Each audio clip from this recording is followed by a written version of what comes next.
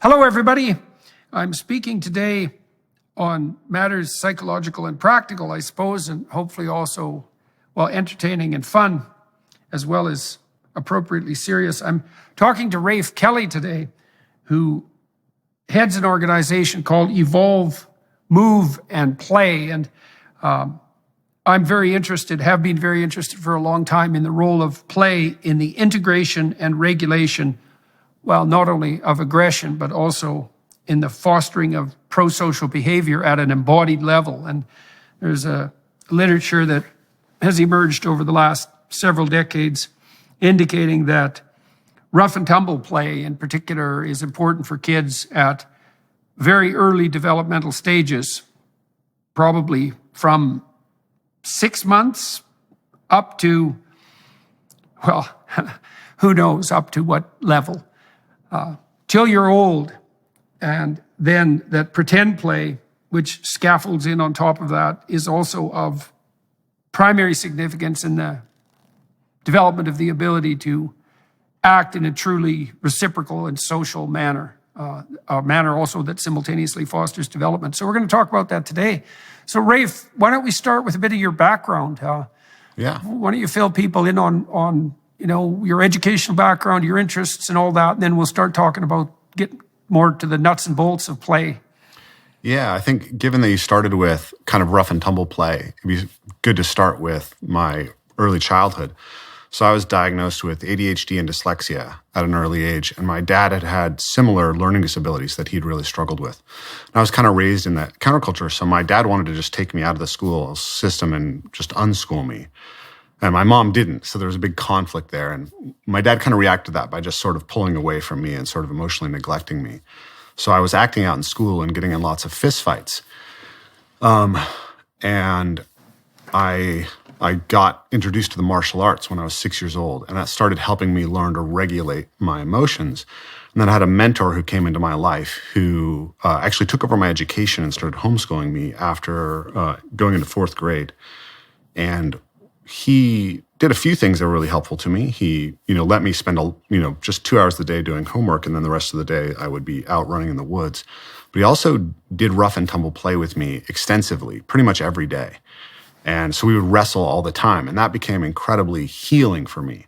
So through the martial arts and through rough and tumble play, very early on, I experienced that physical practices could have this really transformative effect on me.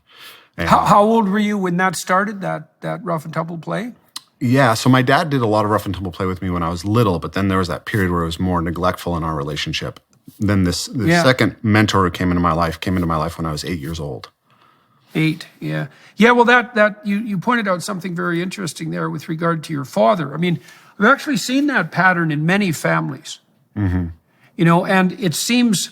So, for example, I've seen within my own extended family, thinking of one couple in particular, where every time the father attempted to involve himself in the discipline, let's say, which is really the attention and regulation of his son, his wife would, in small ways and not so small, interfere. Yeah.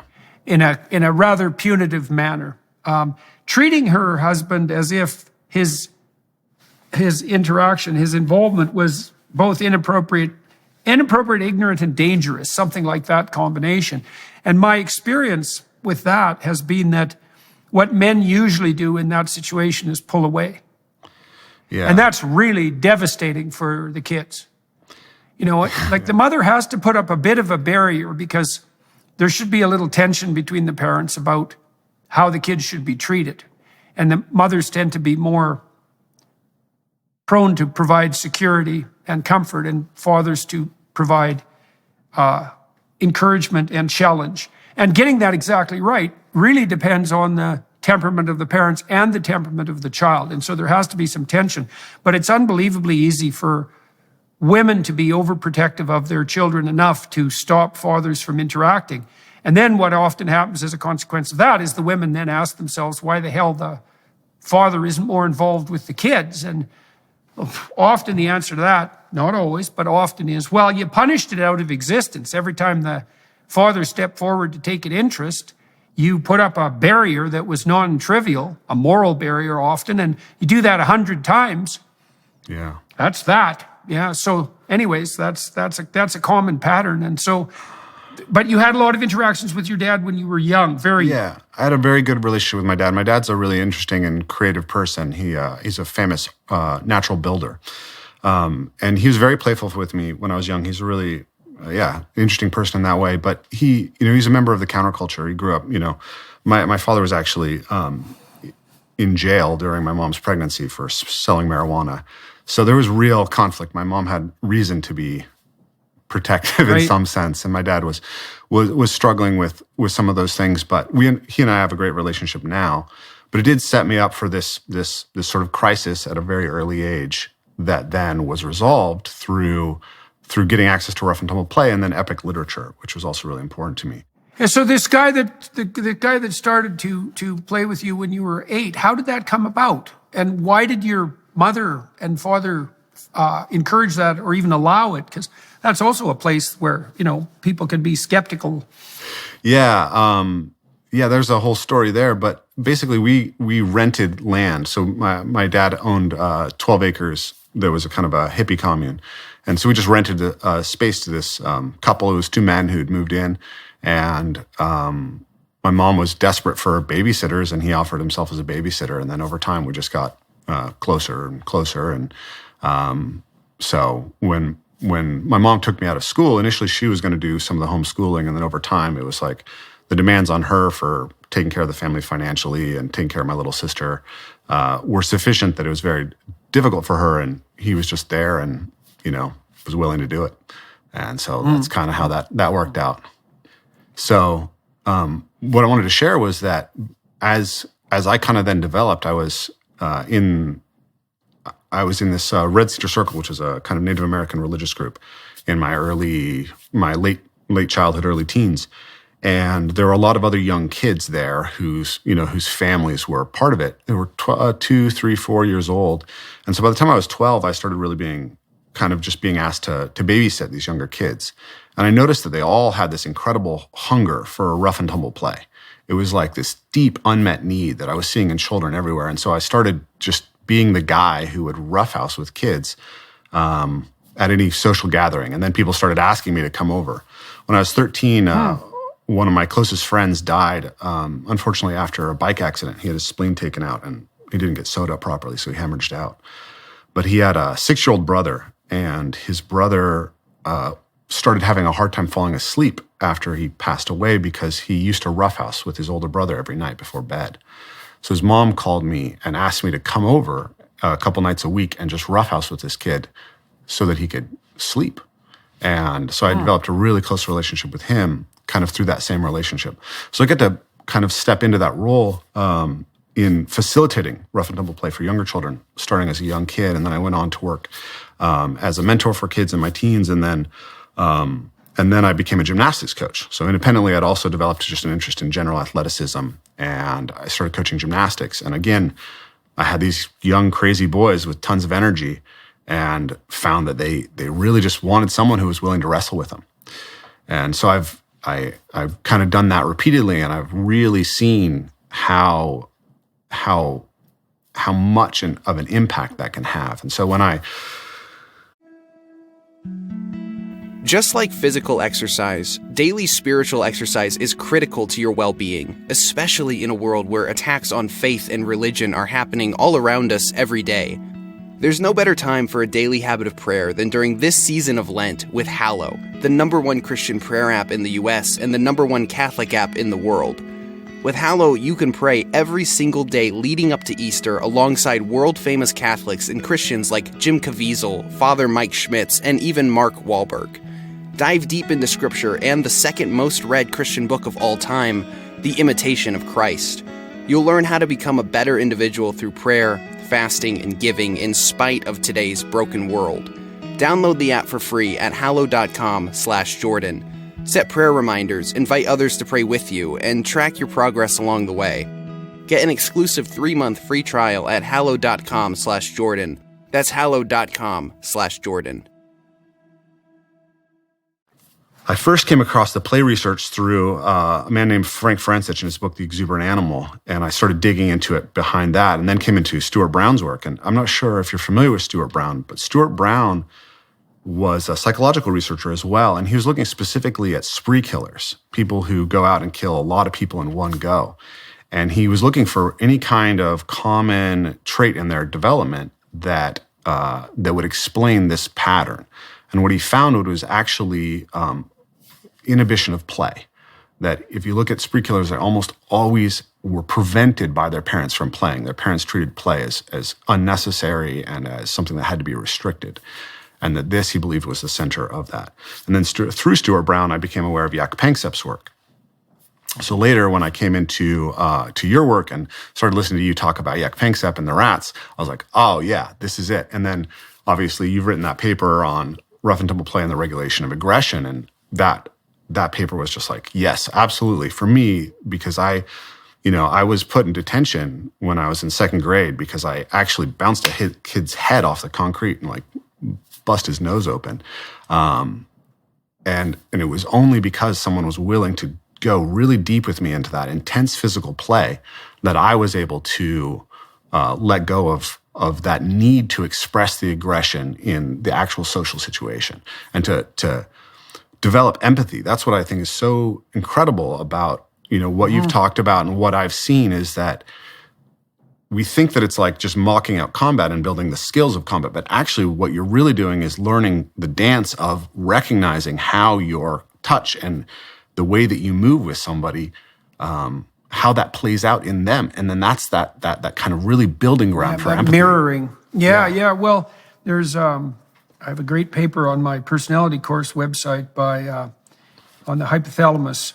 Mm-hmm. The name escapes me at the moment of the author, but it'll come back. But it's on the hypothalamus. People can go to my Psychology 230 website on my home website under courses. And the gentleman who wrote that paper, who's a real genius, basically put a physiological scaffold underneath Jean Piaget's ideas about the expansion of reflex. And so, we think of empathy as something like theory of mind. Yeah. And that I can understand your pain, but that isn't, and it's conceptual, but that isn't really how it works, because you use your body as a platform to run simulations of other people. Mm-hmm. Like I had a friend when I was a kid, and he didn't have a father, and he used to come over when this was before I was in grade 6.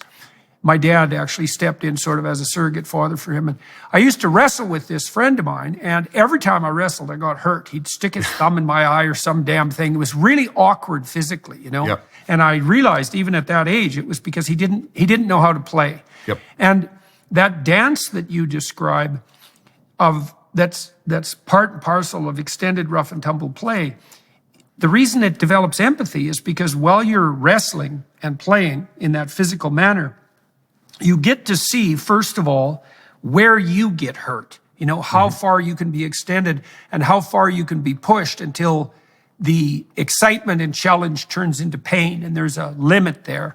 And you want to actually play right up to that limit, which is the exciting limit. And then you learn that that's true of you and another person, but you learn it, right to the edge of your fingertips. You learn it about your legs. You learn it about your back. You have to learn that about your entire body, or you can't map someone else onto you because you don't know how it feels. Well, that's really a fundamental issue. You don't know how it feels. And so in that rough and tumble play, you're laying a level of deeply embodied knowledge on top of emergent reflexes for motor control, and then you're learning to integrate them into an interpersonal dance. Panksepp showed, this is research you made reference to, that if you deprived male juvenile rats of rough and tumble play, which they do spontaneously and they like to wrestle, then they play hyper aggressively when you allow them to, like frenetically, desperately. And, which sort of reminds me of what you were saying about your expression of aggression. And their prefrontal cortexes don't mature.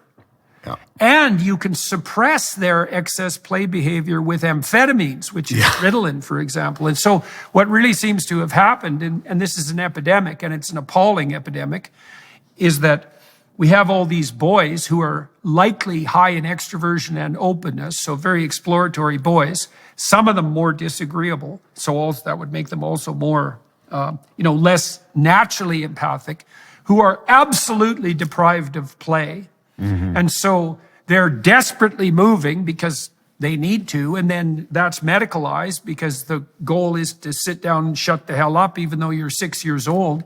And, then the medication, the amphetamines suppress the play instinct. And this is really not a good solution. It's a terrible solution. It's not a good solution. It's a terrible solution. I wrote an essay on this for the Good Men Project back in, I think, 2016. It was just literally titled "Rough Housing, Not Ritalin." And that was exactly the thesis. What you just said is that we need to provide cultural spaces for this rough and tumble play to play out for young children. And I experience it all the time. I told you before we started recording that I have a 5-year-old daughter. I also have an 8-year-old boy and a 10-year-old daughter. And so I've been doing this rough and tumble play with them since they were little. And they've started training martial arts when they were little, 4 years old. And so they have friends over, and the friends realize that they're an affordance to wrestle, which they don't necessarily have anywhere else. And so I get to see how a lot of these kids who are desperate for this opportunity become very poorly regulated when they have an opportunity for it, right? What happens?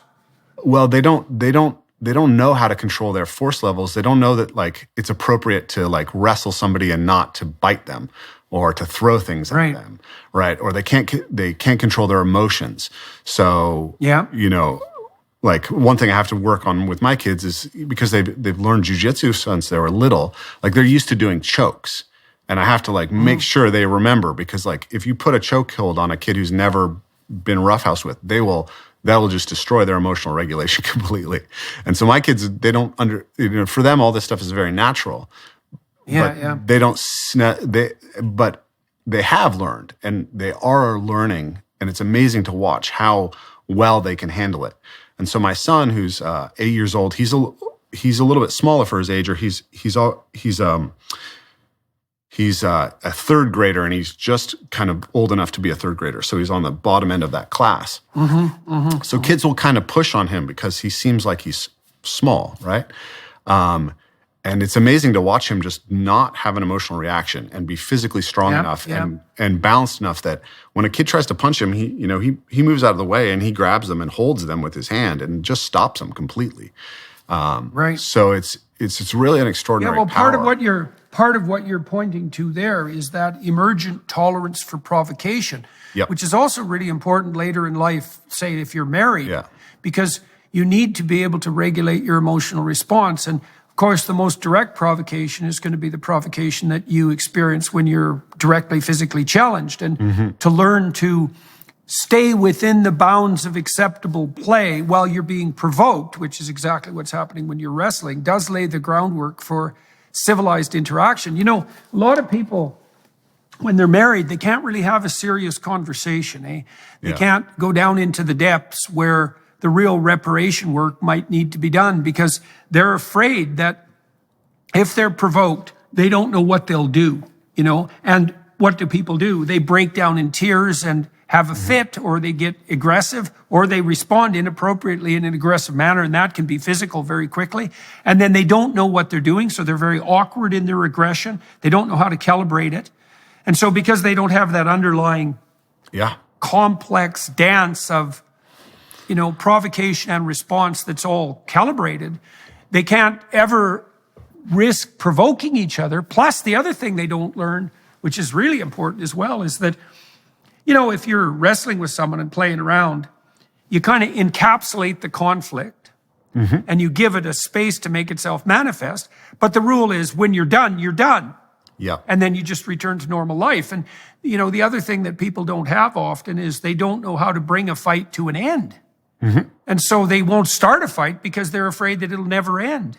Yeah. And then they can't talk about anything important. Like it's amazing how much of a catastrophe this really is. So we got to the point in your life where you were about 13 and starting to be hired out as a child whisperer in some sense, right? So you see that also that's a good analogy, because you also see that with dogs. If you're training a dog, Yeah, absolutely. a lot of what you do with the dog is physical play. And if the dog starts to misbehave, the easiest thing to do with it is just flip it on its back and hold it down. It's like, no, when I say no, I mean stop doing that. And, you don't have to do that with a dog very often before the dog clues in. Yeah, there's the parallels between like why play is so important in humans and dogs are the same. Like one of the things that I found early on in my research into what became Evolve Move Play was actually I was training a dog, and I read a book called The Serious Puppy Training Book or something like that, and they talked about bite inhibition in dogs. And they said that puppies have to bite because that's how they manipulate the world, right? Like puppies. Like dogs, their hands are their jaws, and they want to use them and explore what they're capable of. So a puppy is going to want to jaw spar with you. It's going to want to put its teeth on you. It's going to want to put its mouth on you. And if you tell that puppy no every time that it tries to interact with you like that, it won't be able to map how its mouth interacts with you. So what he advised is that what you need to do is you let the puppy start biting at your hand, and every time that the force is too hard, you pull away and you deny the puppy what it's looking for, which is play, right? And so now it's regulating its aggression to, okay, I need to only bite hard enough that this human being can tolerate it, and then he'll play with me. And over time, then the dog develops bite inhibition. So dogs that are not allowed rough and tumble play, it turns out, are much more dangerous as adults because they can't regulate the impulse to bite. When they bite fully. But a dog that's been played with extensively has a very fine-tuned capacity to control the level of force in its jaw. So it has a soft jaw. Yeah. Yeah, well, it's quite miraculous, with dogs, given that they're essentially wolves, If your dog is well-trained, you can even play with him with one of his chew toys or his bones, which is really pretty damn amazing. And a well-trained dog is unbelievably judicious with its bite force, and it will also play differently with little kids than it will with adults, which shows a tremendous amount of sophistication on the part of the dog. But that also assumes that, you've batted the dog around and wrestled with it and harassed it and, and pushed it so that it's not easy to provoke. And that's also why, people wonder why people tease. And teasing is a form of more abstracted rough and tumble play, and it's the same thing. It's this attempt to push the object of teasing sort of to the level of their tolerance for provocation to see what the response is. It's part of the way that people assess each other profoundly. Like I told this story in my book about this guy, Lunch Bucket, that came to work on the rail crew with us when I was working on the rail crew in Saskatchewan. And no one had ever played with Lunch Bucket, that's for sure. And it was pretty obvious to everybody that he was still under the unfortunate dominion of his mother, because she had packed him his lunch bucket when the appropriate thing to do socially was bring a brown paper bag that wasn't, too special, which was also interestingly true of our high school, and Lunch Bucket didn't take kindly to being teased about his lunch bucket, and the level of provocation that the other guys aimed at him just increased, and it got to the point where people were throwing rocks at him when he was on the crew. But the reason for that was because he couldn't be trusted. If you provoked him, he would respond with too much aggression. Yep. And that was an indication to everyone, even though no one really knew this, that he wasn't properly socialized, and then could be a loose cannon if in a dicey situation. Yeah. And the other thing too, I think that teasing, it's also an attempt to initiate play.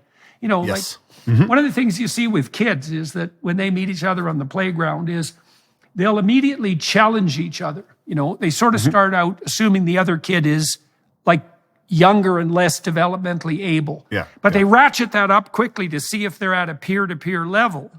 And then they play on the edge. And that'll make kids friends. If kids can play as peers on the edge, then they become friends. And there's a lot of mutual provocation in that. And that's partly the extension of that capacity for emotional regulation, as well as the extension of capacity for creative interaction. Yeah, if we go back to that rough and tumble theme, like I made a lot of my closest friends after fistfights and I was in school. It was like we had to provoke each other to that level before we could, say, drop into a point of trust with each other in the kind of redneck culture that I was growing up in, which maybe wasn't so dissimilar to where you grew up.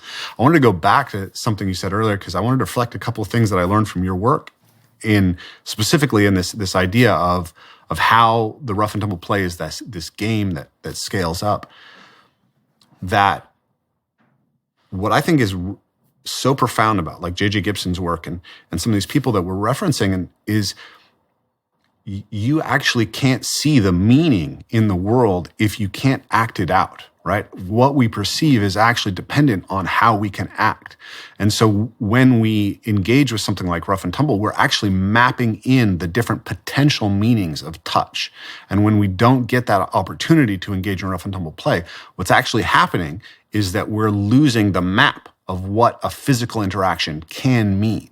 And the other analogy of yours that I really love is the analogy of resolution. So how many pixels are in the picture that you have of physical touch? Yeah. And I think what's happened in our culture is that we've denied people so much basic touch and so much basic rough and tumble play that we've sort of collapsed the picture of touch to sex and violence. And so you'll see kids engage in play and you'll see adults who are absolutely on the edge of their seats because they can't see the difference between healthy, productive play and violence because they don't have a refined map. Yeah, no, that's an extremely useful analogy. And like everybody's map is complete of everything, but maps differ very much in resolution. And that, you know, the biblical term for sexual congress is knowledge. Yeah. And that's partly because, well, sex is a form of play. It's a high form of physical play. And it's very properly practiced, let's say, it's extraordinarily high resolution. And that's part of that detailed exploration of the physical landscape and the increase of the resolution of the map. And that's definitely all part and parcel of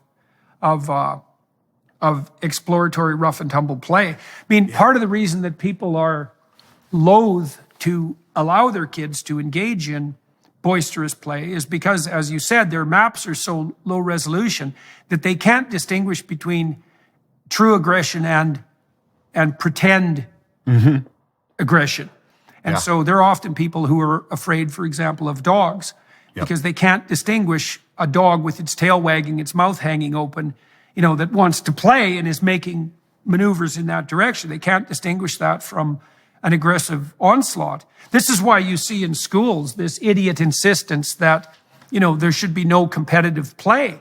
Because the teachers who push that doctrine have been played with so little that they think all play, which is a form of competition, it's cooperation and competition simultaneously, they think all that's just properly lumped into the category of aggression. And then they think all aggression should be suppressed.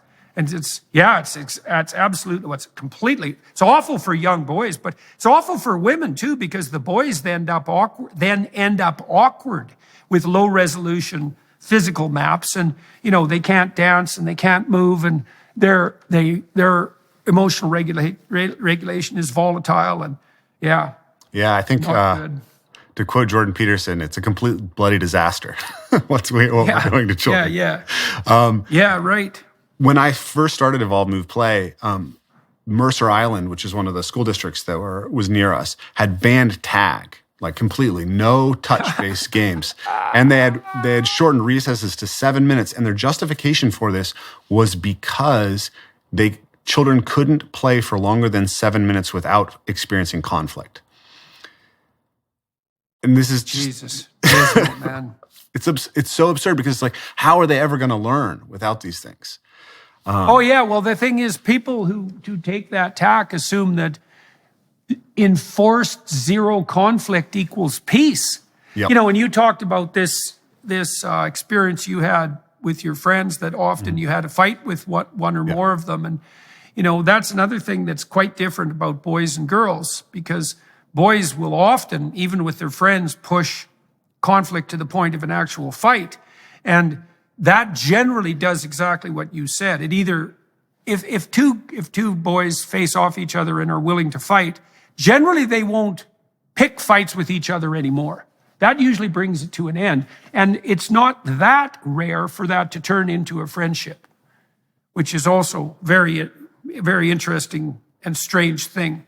Yeah, it is a strange thing looking back on it, but it was definitely a feature of my childhood. And I wanted to go back briefly to what you're talking about with sexuality, because and I wanted to touch on women in rough and tumble play, because so we teach rough and tumble play. We take the basic kind of architecture of contact improvisation dance and mixed martial arts, and we build scalable games that vary from totally cooperative to hyper competitive. And then we kind of, you can play a very competitive game that's very safe by scaling the way that the players can interact. And we teach this to men and women. And now my general observation is, working with kids, the boys always want to roughhouse more, right? My son roughhouses more than his sisters, for sure. But the girls love to roughhouse with me and have always requested being roughhoused with, being wrestled with, being thrown around. What I've noticed with working with adults is that it's often the women actually who have the most profound experience from the roughhousing. And I think that what it is that our culture in general is just suppressing rough and tumble play. But women are more likely to have accepted the culture's story of you can't engage in rough and tumble play. And they have fewer cultural spaces that really give them the opportunity to do that. So they don't necessarily play like football or get involved in a wrestling team. And so it's often women who come to us who will say, this was incredibly healing for me. And one of the things that they say is it really changes the way that they feel about men, and like helps the sort of gender conflict to be able to experience doing something very competitive and physical that has no sexual element with a man. And that is really healing for them. And to then bridge to the sexual aspect of it, obviously men and women have to figure that out. But there's also research that shows that if you deny rough and tumble play to juvenile rats, the male rats can't successfully engage in courtship behavior and mounting behavior once they become adults. So if you look at the... I didn't know that. Oh, that's very interesting. Yeah, and you look at what's happening in our culture right now with the just complete collapse in the ability of people to form partnerships. This, I think, is part of the story as well. We're denying them the basic sort of sense of mapping and touch and connection that is fundamental to forming any sort of romantic relationship. Yeah. Well, this is also an interesting point to insert some observations about cell phones. Yeah. People are often extraordinarily concerned with the content that's being delivered to kids on the cell phones. And I think the content is relevant to some degree. I spend a lot of time, for example, analyzing literature on violent video games and aggression among boys. And the link between violent video games and aggression is pretty damn minimal. What appears to be the case is that more aggressive boys like more aggressive video games. And there's not much of a causal loop there. So, and the reason I'm bringing that up is to indicate that content of what's being delivered on the cell phone might not be the primary problem. That might even be true for pornography. What is certainly a problem is the fact of the substitution of the screen for such things as direct rough and tumble physical play, or even abstracted pretend play. A lot of this identity confusion that I see among adolescents in, let's say, junior high, high school, and university looks to me like late manifestation of pretend play that should have occurred at about the age of 3. Because at 3, kids will experiment with, I can remember when my son was a kid, his sister, he's a year and a half younger than his sister and her friends, and they used to dress him up like a princess or like with little fairy wings and, just as a form of exploratory play. And he got an opportunity to inhabit that feminine world while playing with these girls and to figure out what it was like to be a girl, which is a necessary thing to do if you're going to have some empathy for girls, let's say. But then you imagine if you suppress that, and that play, even cross-gender play, is never allowed to make itself manifest, then why wouldn't it reemerge with a vengeance later when the stage is set to make it socially acceptable? anyways, it looks to me, the furry phenomena, all that looks to me like repressed pretend play. Yeah, That might even be the case for late onset autogynephilia among the trans guys, God only knows why that cross-sex impulse makes itself manifest, but the probability it has something to do with suppression of the physical manifestation of the feminine spirit, let's say, that could have been explored in pretend play, that seems to me to be highly probable. What the men are doing when they dress up in women's clothing is pretending, obviously. Now there's a sexual element to it, but that doesn't mean it isn't pretend play. Yeah, I mean, I think we can definitely agree that the suppression of play is really a problem, and that there's a lot of cultural downstream effects that are going to be very hard for us to map, right? And just how much of that is. I'm particularly concerned, like as you said, about video games, not so much because, as you said, of the content, but because of how they outcompete some of these other more traditional nourishments. This is kind of one of the fundamental areas of my thought is this idea that one of the most effective ways that we can kind of win in the capitalist system is to deliver something that is hyper-stimulating, that's very cheap, right? So hyper-stimulating products. A friend of mine who's a neurobiologist who studies obesity, he said to me that what the food industry has effectively done is they've divorced flavor from nutrition. And right. And when I thought about that, like I immediately had this chain of thinking, which was if junk food is flavor divorced from nutrition, then pornography is sexuality divorced from the context of relationships. Yeah, right. Video games are thrill divorced from physicality. And so you take these boys who have this inherent aggression and you let them play Fortnite, and they can play all day without any self-regulation from having to, the physical demands of actual rough and tumble play. They can practice shooting and running and jumping and all the things that, I did as a kid, actually physically. And that's probably not bad necessarily. It's not that bad necessarily on its own. The problem is that it's so easily outcompetes the actual thing that we need, which is the real physical play.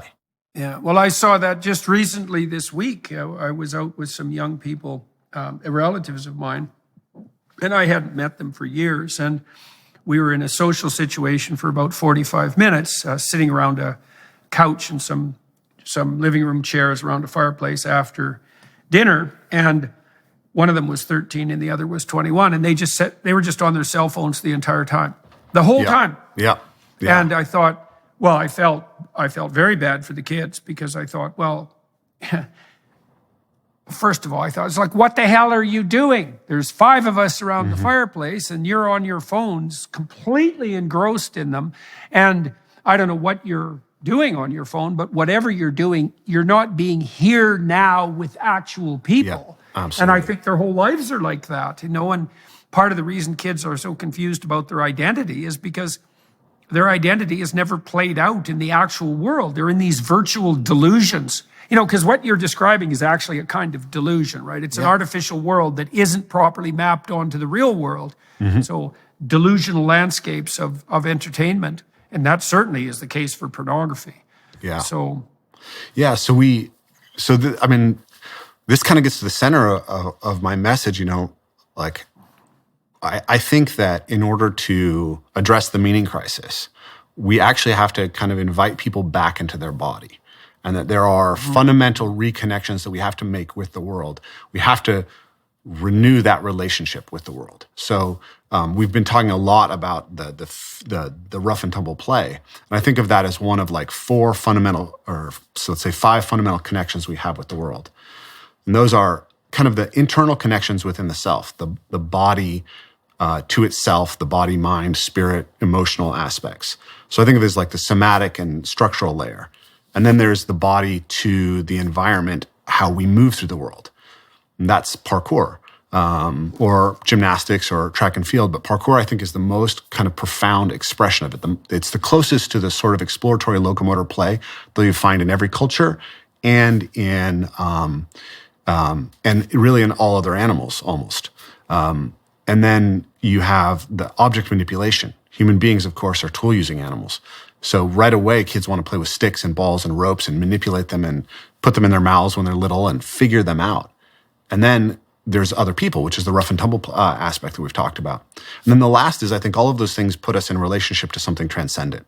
When we go out and we do parkour in nature and we work with people, there's an emergent spirit that you can experience. There's a sense of the broader things that you're embedded within. And that in order to cultivate wisdom, we actually have to get all the way down into the body, all the way into, like our friend John Vervaeke would say, that those lower 3 Ps of knowing, the participatory, perspectival, and procedural, those have to be played out through embodied practices. And so that's at the center of it. We are tempted all the time by these hyper stimulating products that are designed to kind of grab onto those areas of the brainstem that evolved to be rewarded and direct that behavior into something that isn't what we evolved with. And to recover the wisdom, I think we have to go back to those bodied practices.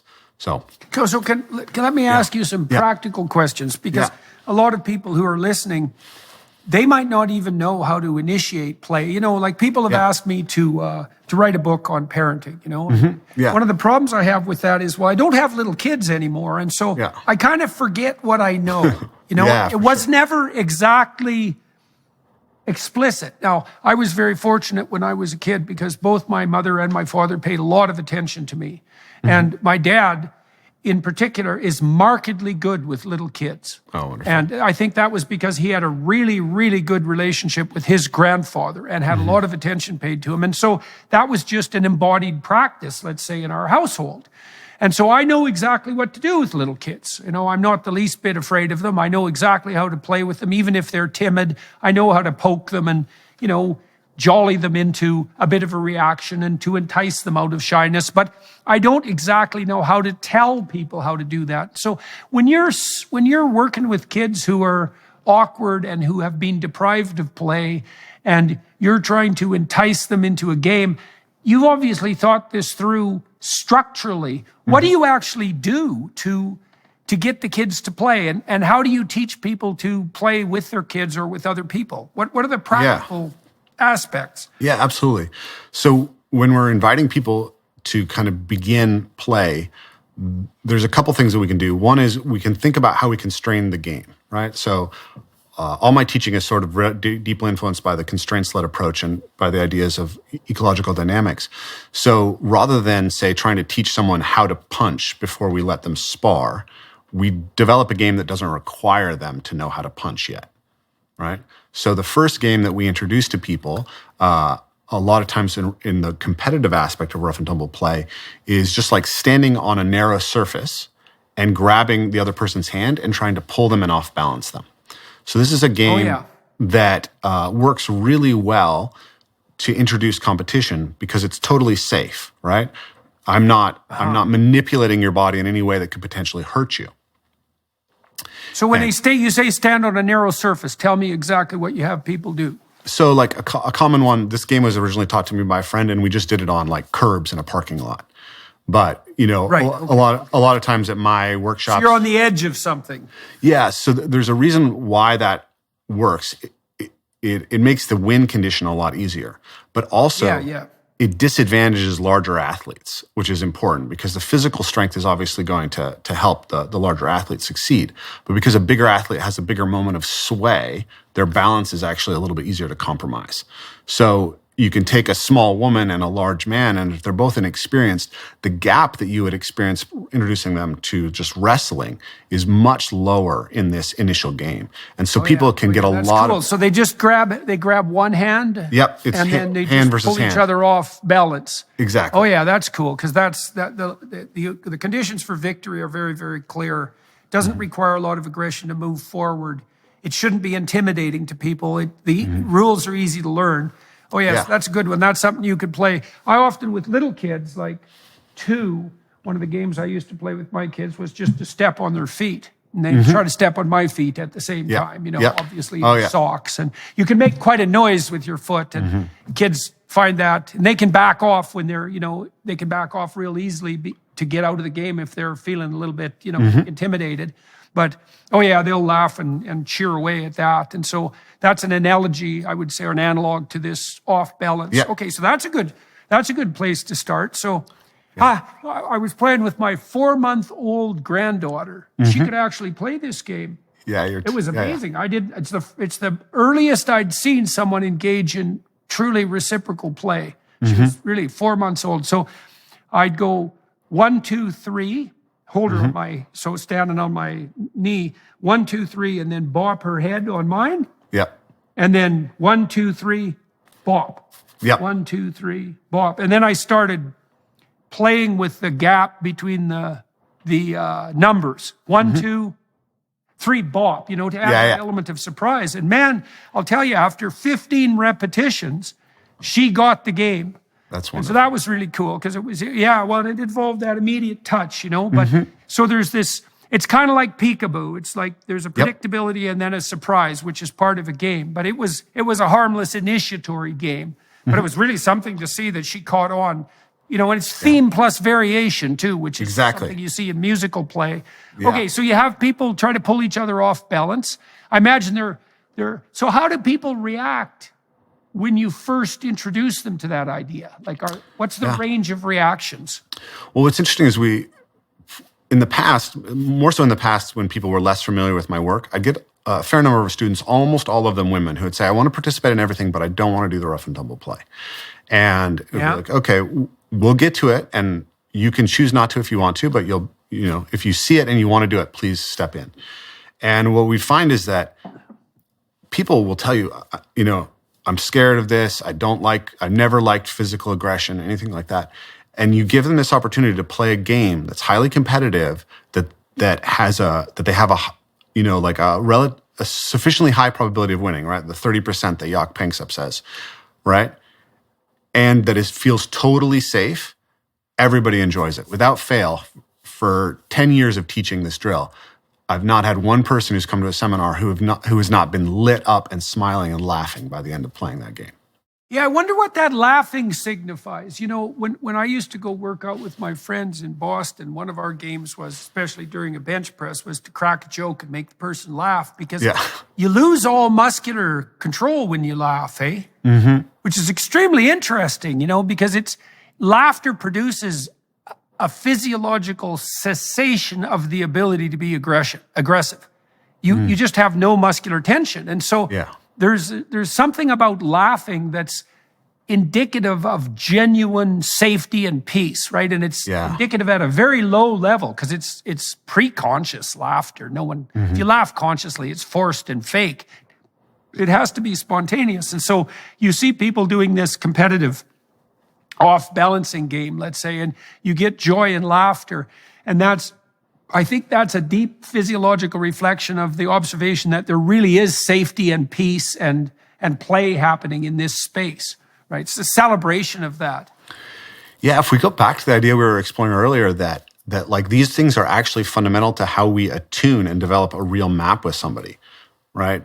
What you could, what I speculate now, just off what you said, is that the laughter is occurring because it's a signal of like really rapid attunement between two organisms, where they're actually learning each other on a much deeper layer than even verbally is going to offer. But you'll find the same thing if you're meeting someone and you have a good dynamic in a conversation. Laughter is going to start to generate. And I think it's a signal, of that sense of safety and that joy that you're experiencing. Obviously, that's telling you this is valuable, this is worthwhile, this is something that you want to come back to and repeat. And so that sense that there's a way to compete, a way to interact with somebody that's deeply mutually affording of development. Yeah, right. Yes, exactly. That's the spirit of play, that mutual affordance of. I was remembering when my wife wasn't played with a lot when she was a kid. She had a pretty good sense of sharp verbal play, and she was physically comfortable in a lot of ways because she did a lot of yoga, but she hadn't been played with a lot. And I can remember a couple of events. So we were mock fighting at one point, and she came at me with her fists, and I grabbed her hands and I went like this. And it actually hurt her a little bit. And I said, well, when you go like this, you open your hands. Don't you know that? She said, no, she never she'd never played enough to know that, someone grabs your hands when you have fists and brings them together, you open your hands.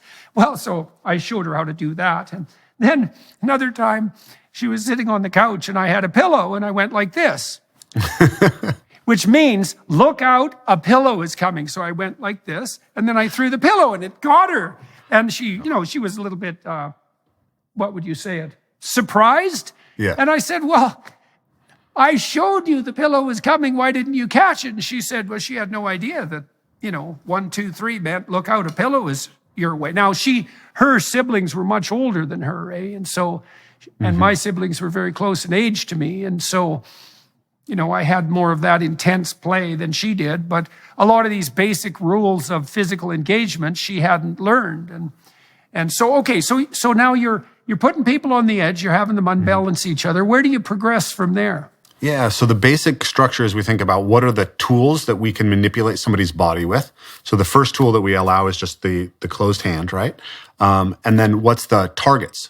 What parts of their body can we manipulate? So now we're just manipulating hand versus hand. So we have tools and targets, and then we have motion. How do we limit the motion? So that constraint of standing on the thing, it prevents them from moving fast. So if you think about a game like football, where you can spear someone with your head with a helmet on it, running as fast as you can, this is a very unconstrained game with a lot of potential danger. So what we're trying to do is just find ways to scale in from there. So the first thing that we're going to do is just go from you can only manipulate their hand with your hand to now you have both your hands and you can manipulate any part of their body below their neck, excluding their genitals, right? So all the safe parts of the body to manipulate. And now you're still trying to off balance them. And because you don't have to pick them up and throw them or anything. You just have to get them to step off. You still have a really safe game, right? And then as we progress up, we might play a game like the game that you mentioned, trying to step on somebody's foot, right? This is a basic tag game. It's a tag game of tagging somebody's foot. So you can play games like that where the target is something like just their foot rather than trying to kick someone in the head as we would in Muay Thai.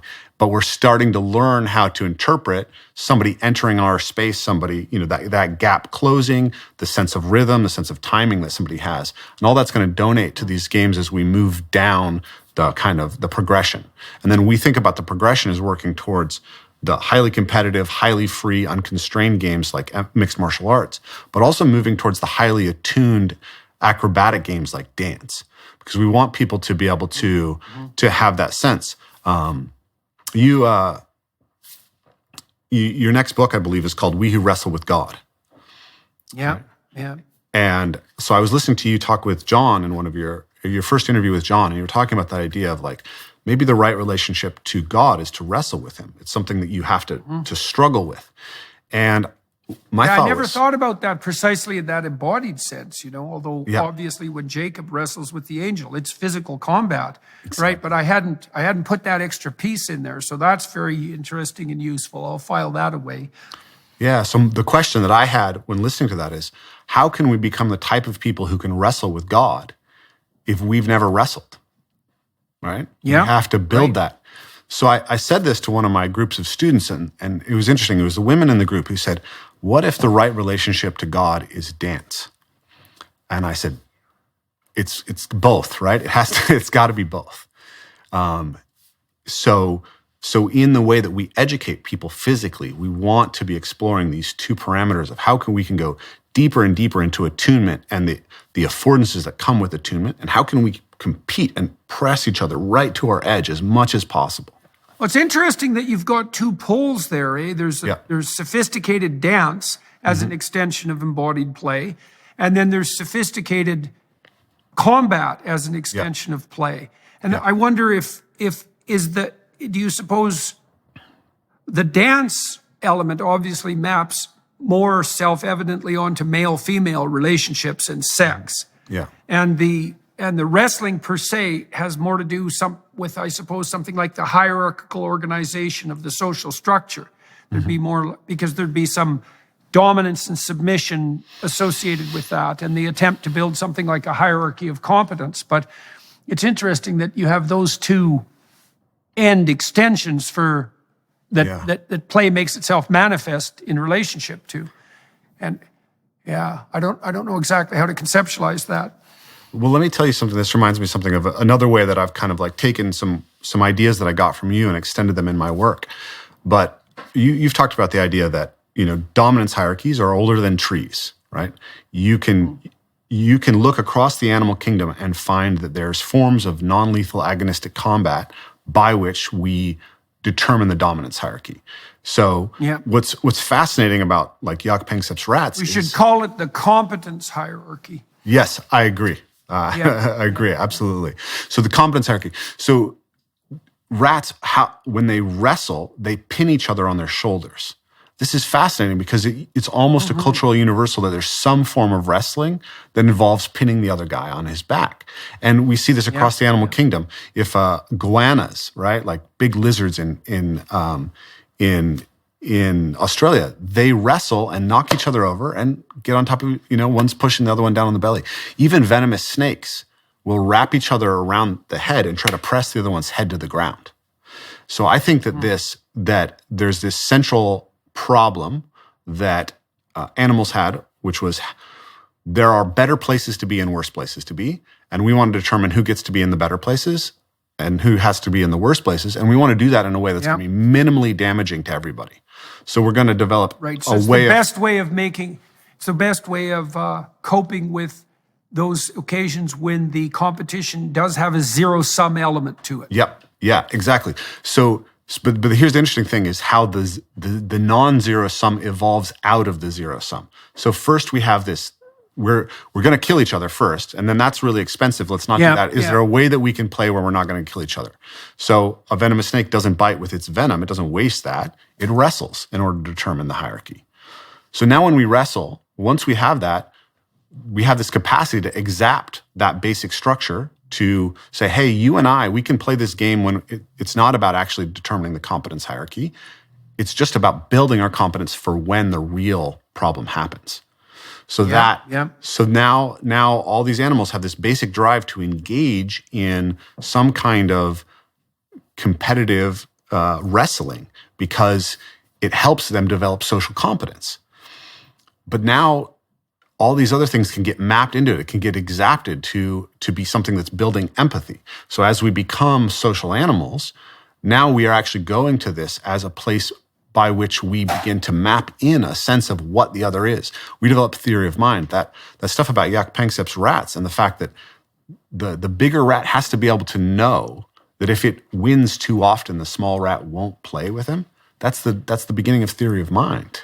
Yeah, well, I think the rats must be evaluating, because imagine that in each game, there's a series of micro victories and micro defeats. Mm-hmm. Yep. And if you keep the ratio of victory high enough for your opponent, ratio of victory to defeat, they're going to be enthusiastic play partners. Yep. And you're constantly evaluating. Like when I was teaching my kids to play ping pong, they weren't going to win, but they weren't going to lose 21-0.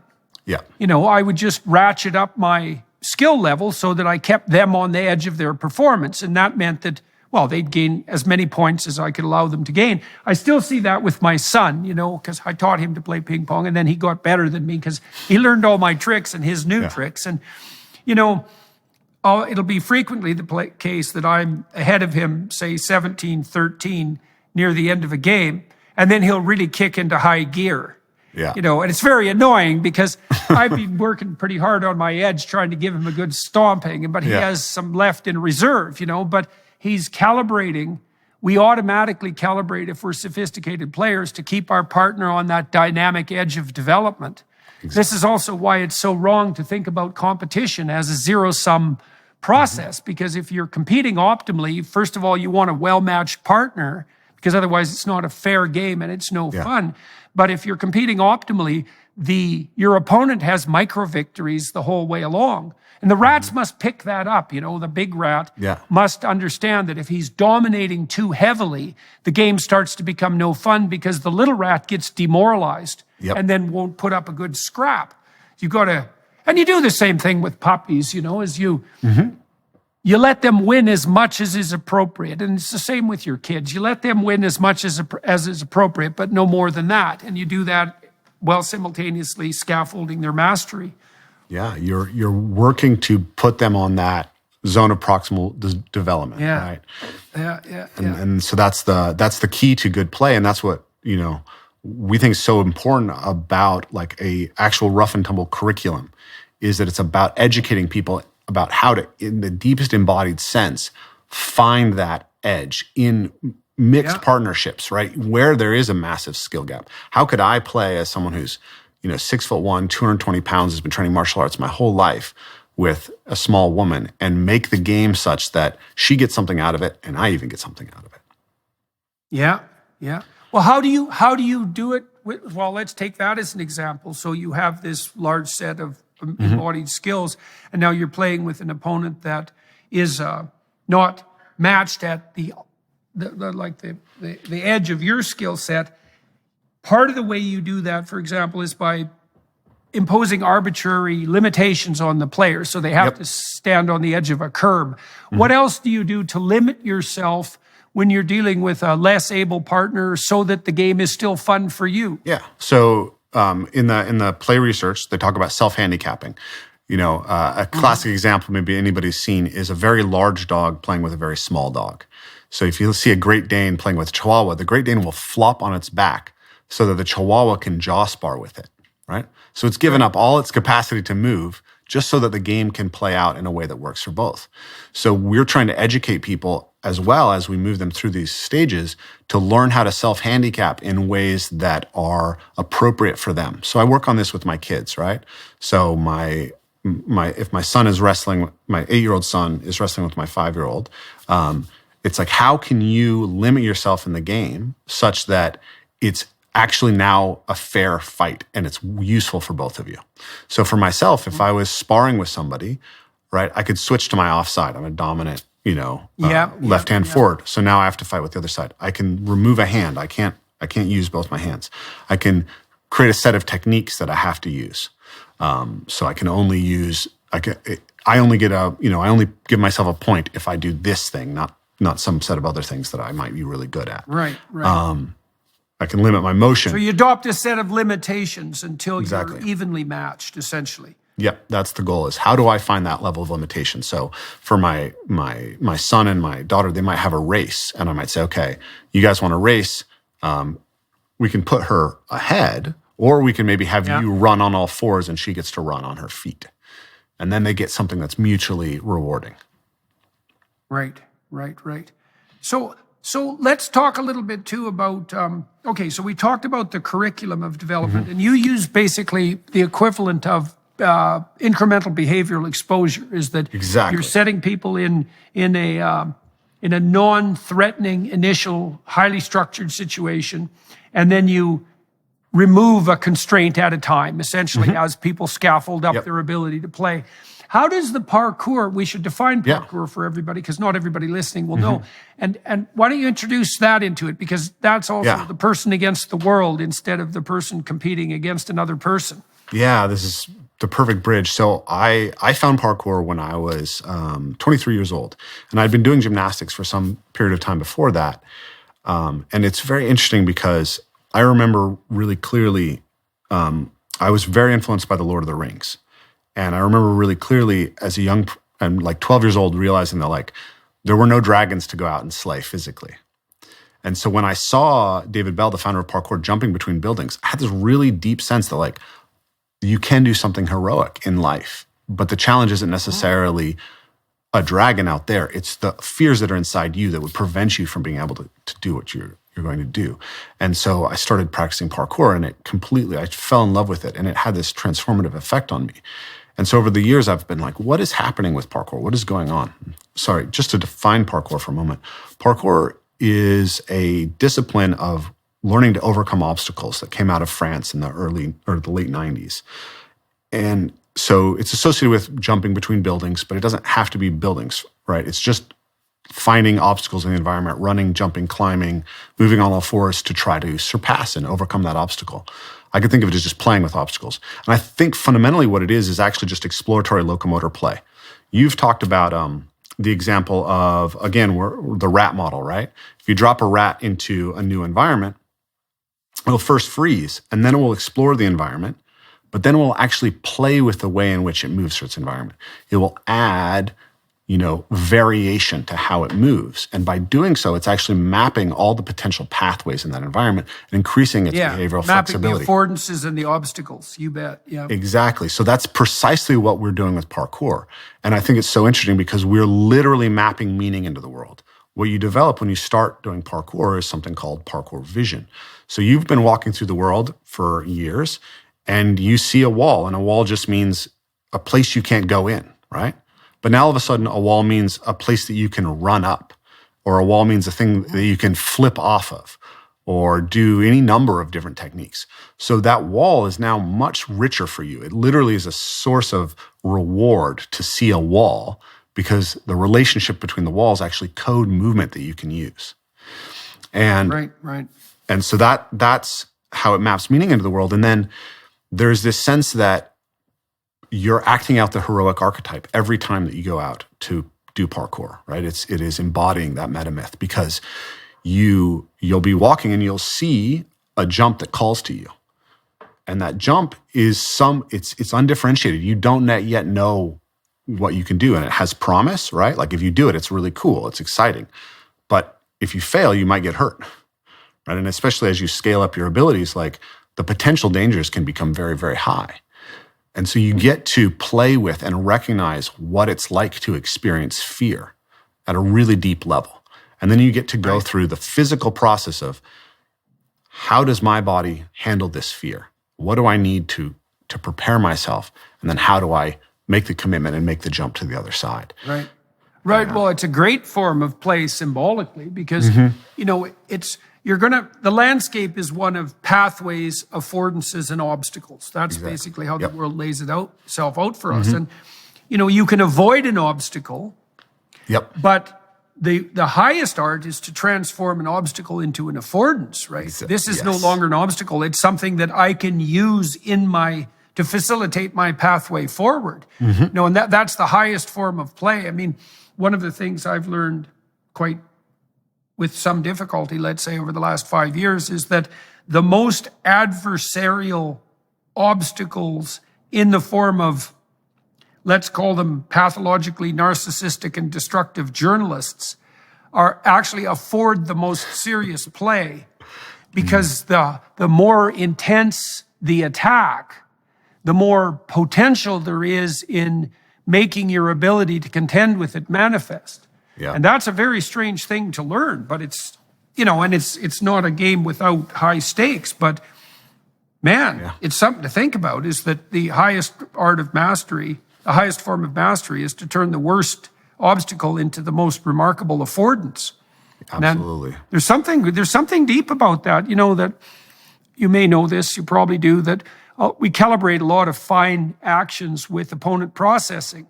And almost all of our fine actions are the consequence of two systems in opposition modulating each other. So if you want to move your hand really smoothly, you can do it like this, but it's still kind of jerky if you analyze it at the micro level. But if you do this, you can move your hand with incredible precision, and that's an opponent process. And a tremendous number of the physiological processes that we undertake are opponent processes. And, you have that opponent process dynamic within a marriage, and you have it within a debate, you have it within play. It seems to be a universal principle, the principle of properly balanced opponent processing. And you could think about that at the highest level, is the most fundamental obstacle might be the adversary that affords the most serious play. That's a revolutionary way to conceptualize the world. Yeah, I love that. That one,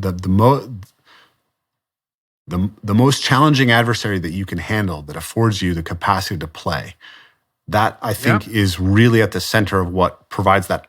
I love the term allostasis, right? So we think that we're homeostasis, but we're actually in a continual process of development.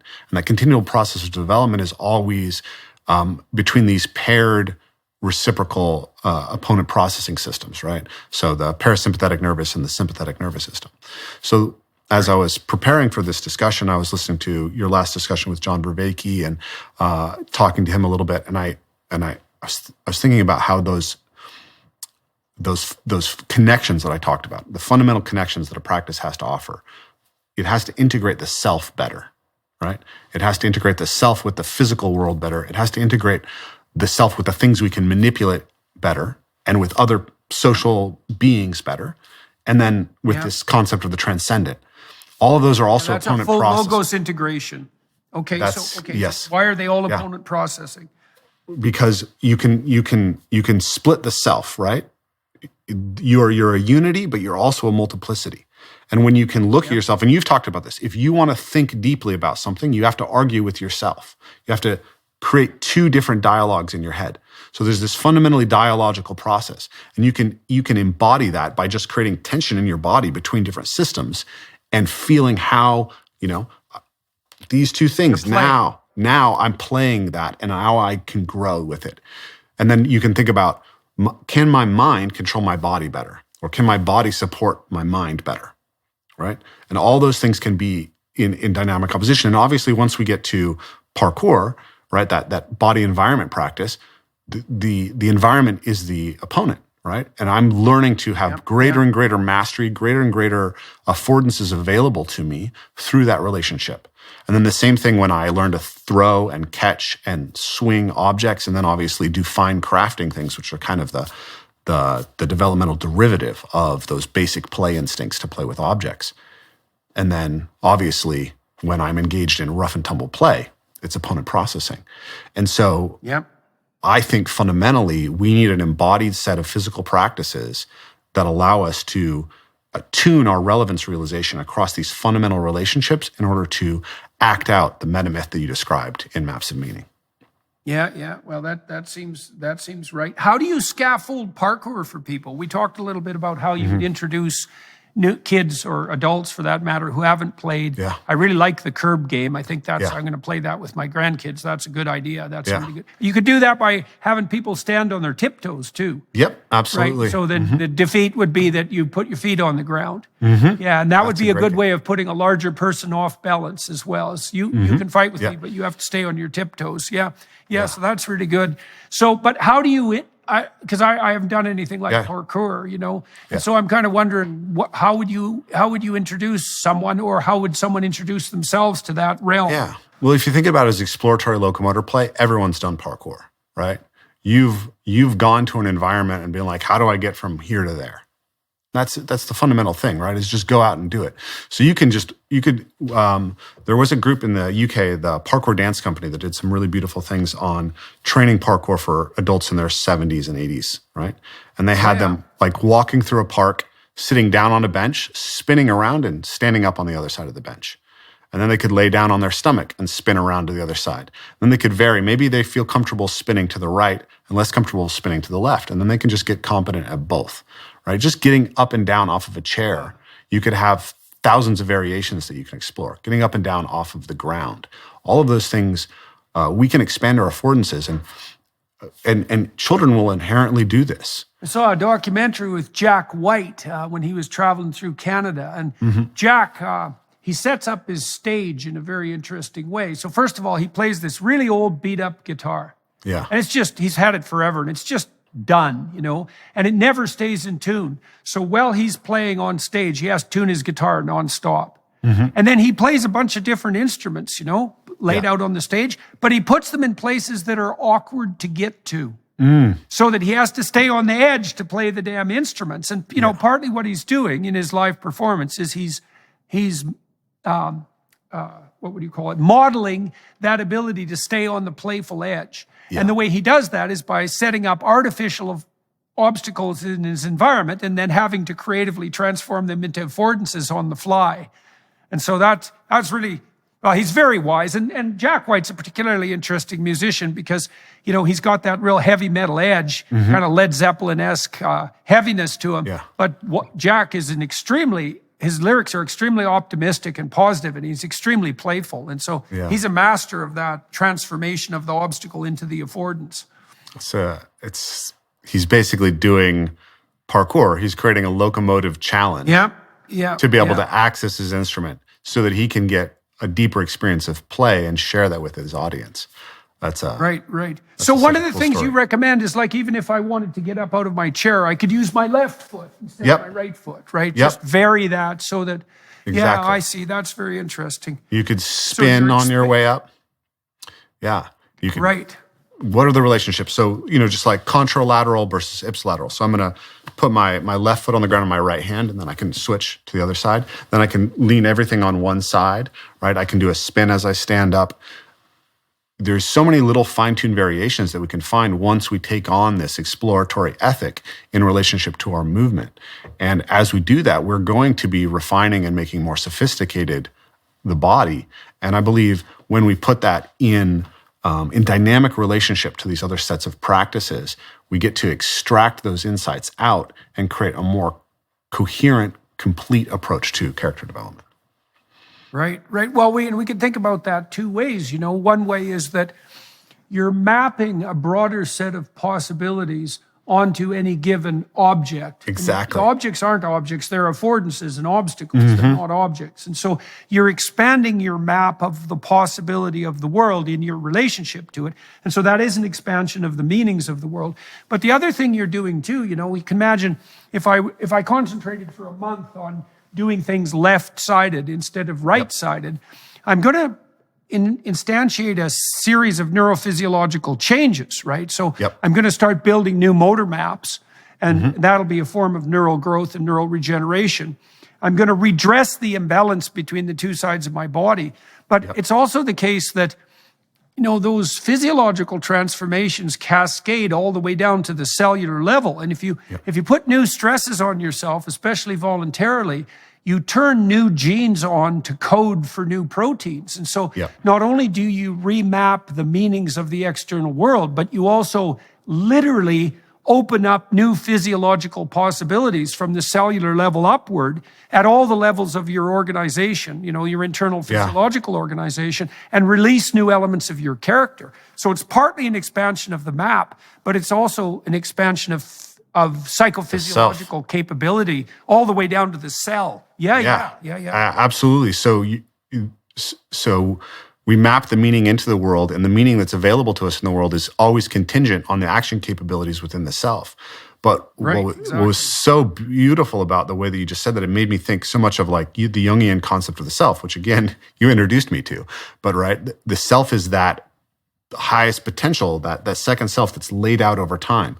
And so what you're pointing out is that when we engage with these physical practices, we are actually, in some sense, being able to bring into the body a more complete representation of that self. Yeah, you bet. Well, you can imagine that coded into the DNA. The DNA is a repository of potential. Yep. But the potential won't make itself manifest without the requisite demand, right? It has to be, the stress has to call the potential into being. And so that play, maybe it's left-sided play, it's going to produce a new form of stress. That's a new kind of demand, and that's going to unlock new potential. And part of that self, Jung likened that self to the oak tree that's implicit in the acorn. Yes. And so it's a potential that could expand itself out into space in a variety of different ways, but that there are many potential trees inside a particular acorn. You could think about it that way. The oak is going to develop differently depending on the soil that it's placed in, but that's the case for all of us at any moment, is there are still many potential selves that are locked into the potential of the DNA coding, and that can be enticed outward with the appropriate voluntary stress. The other thing that's interesting about that too is imagine that not only are you calling on as of yet unrevealed physiological potential right down to the cellular level, but you're also practicing the physiological instantiation of a particular spirit. And the spirit would be that of voluntary challenge, right? So all the practices you're describing are undertaken in the spirit of voluntary challenge. Yes. And so while you're becoming better at each skill, you're also becoming better at manifesting the spirit of voluntary challenge. Absolutely. And that's like a meta spirit, right? And there's no reason to assume that isn't encoded in genetic potential as well. And so that idea of communing with the heroic ancestor, if that's part and parcel of the process of ancestral communication, ancestor worship, let's say, if that expands out to something like well, it expands out in the Jewish writings into like apprehension of God himself. It's the realization of that implicit potential. It's the practice of the realization of that implicit potential that actually constitutes the union with that spirit. Yeah, that's beautiful. I was literally just reading. I read through all the beginnings of the chapters of Maps of Meaning yesterday, and the chapter on the hostile brothers. Right, in the middle section, you talk about the idea that there's two sort of transpersonal archetypes that we can play out. Right, at the individual level, there's the spirit that takes on the idea that the world is inherently good, and that I can reveal that good through interacting with it. And then there's the spirit that sees the insufficiency of the world and falls in love with its own rationality, and that gives rise to a kind of tyranny. And I was thinking about, I feel like the digital worldview that the mechanistic digital Cartesian worldview that is sort of predominant right now. It is much more that second spirit, and that in order to step outside of it, in order to reground ourselves, we actually have to physically embody what that is. And that's exactly what these practices do. They take you into acting out that heroic archetype, that exploratory heroic archetype. And as I've built my ideas over the years, what I've seen is that like parkour can be transformative, but it can also fail to transform, because it's only one way in which we relate to the fundamental aspects of reality. But when we put it in dialogue with these other aspects of practice, all of a sudden that transformational capacity is increased. So why does it fail, and why is it so necessary to put it in context with the other practices? Yeah. Or why can it fail? Yeah. When I started parkour, I felt like it had dramatically transformed me, and everyone around me who's starting parkour at the same time, we all had this messianic. I mean, part of this is just developmental, right? We're all late adolescence in some sense, early 20s. And there's, you're going to be messianic about whatever collective identity that you take on. But nonetheless, we did have this feeling. And then over time, what I noticed was that people would talk about the changes, but I wouldn't necessarily see the change. Or then other people came into the discipline who were hobbyists, and they didn't really see the transformative power. So I started asking, how do we get that transformative power?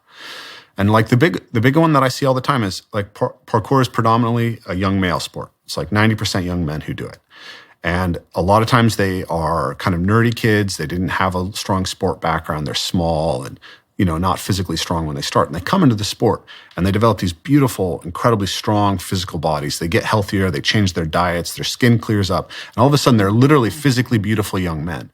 And they're hyper courageous, right? They can jump between buildings and do multiple flips, but they still can't talk to a girl.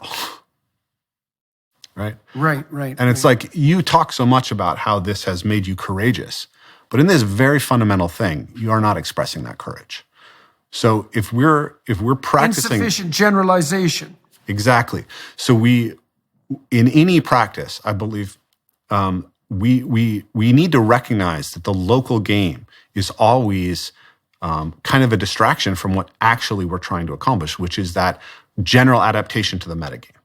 So if we take on parkour as a practice and we think about it as a practice that builds us towards the metagame, then that's automatically going to start, I think, potentiating the transfer. But then we can ask, is there just a better way for me to cultivate courage right now? Maybe I need to go do Toastmasters. Maybe I need to go to a contact improv class. And when you start to kind of schematize that you need connection and attunement across these fundamental axes, then you can start to piece together the areas of your character that are right. So how did you lay out the axes again? You talked about internal integration. Yes, you talked about integration between people.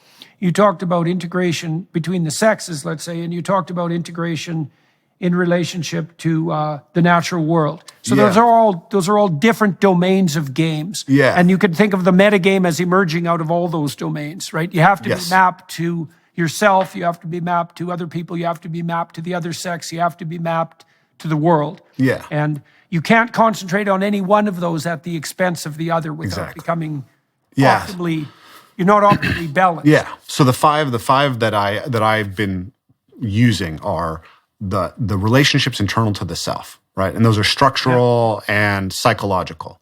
The relationship between the self and the physical environment as a set of obstacles and affordances we move through. And then you could nest this within that, but I think it's useful to separate out as human beings the objects that we can manipulate, right? And you see this in play research as well. Play research talks about exploratory locomotor play, object-oriented play, and rough and tumble play. So if we take those fundamentals, so you have the intrinsic, and if you look at like a little baby, how do they start playing? They're like, where's my toe, right? Where are my fingers? How do I move this body? What's rolling? That's like the somatic and structural layer. And then they're able to crawl and cruise and climb, and that's that parkour layer. And then they're able to pick things up and manipulate them. And that happens at the same time, but those are kind of two separate aspects of development. And then they're always interacting with their mother first and their father and their siblings, and the rough and tumble play is scaling up. And then all that in some sense is nested in these higher spiritual aspects, which I think are also, you've talked about the development from exploration behavior to play to ritual. So you can see that development there. So those are the 5 axes. And then within, obviously, the interactive element, we have, sort of like intrasexual, like how men learn to deal with men, how women learn to deal with women. And then you have the intrasexual, and then there's obviously the romantic and sexual aspect of that, which obviously dance is an extraordinarily important aspect of that, as you've explored. Does that all make sense the way I've laid that out? Yeah. Well, I like the idea of it's nice to lay out the different landscapes so that people have some sense of the different domains in which mastery could be pursued and accomplished. And it's also useful to point out that you don't want to allow the practice to become an end in itself. Exactly. Right? I mean, the purpose of becoming great at basketball isn't to become great at basketball. It's to become great at being a human being. And that's going to involve a lot of teamwork and a lot of coaching and a lot of mentoring and a lot of fair play and maybe attention to the structure of the sport itself, all of that. But exactly, you don't want to make your discipline a dead end. And Precisely. That idea that it should be generalized is extremely important.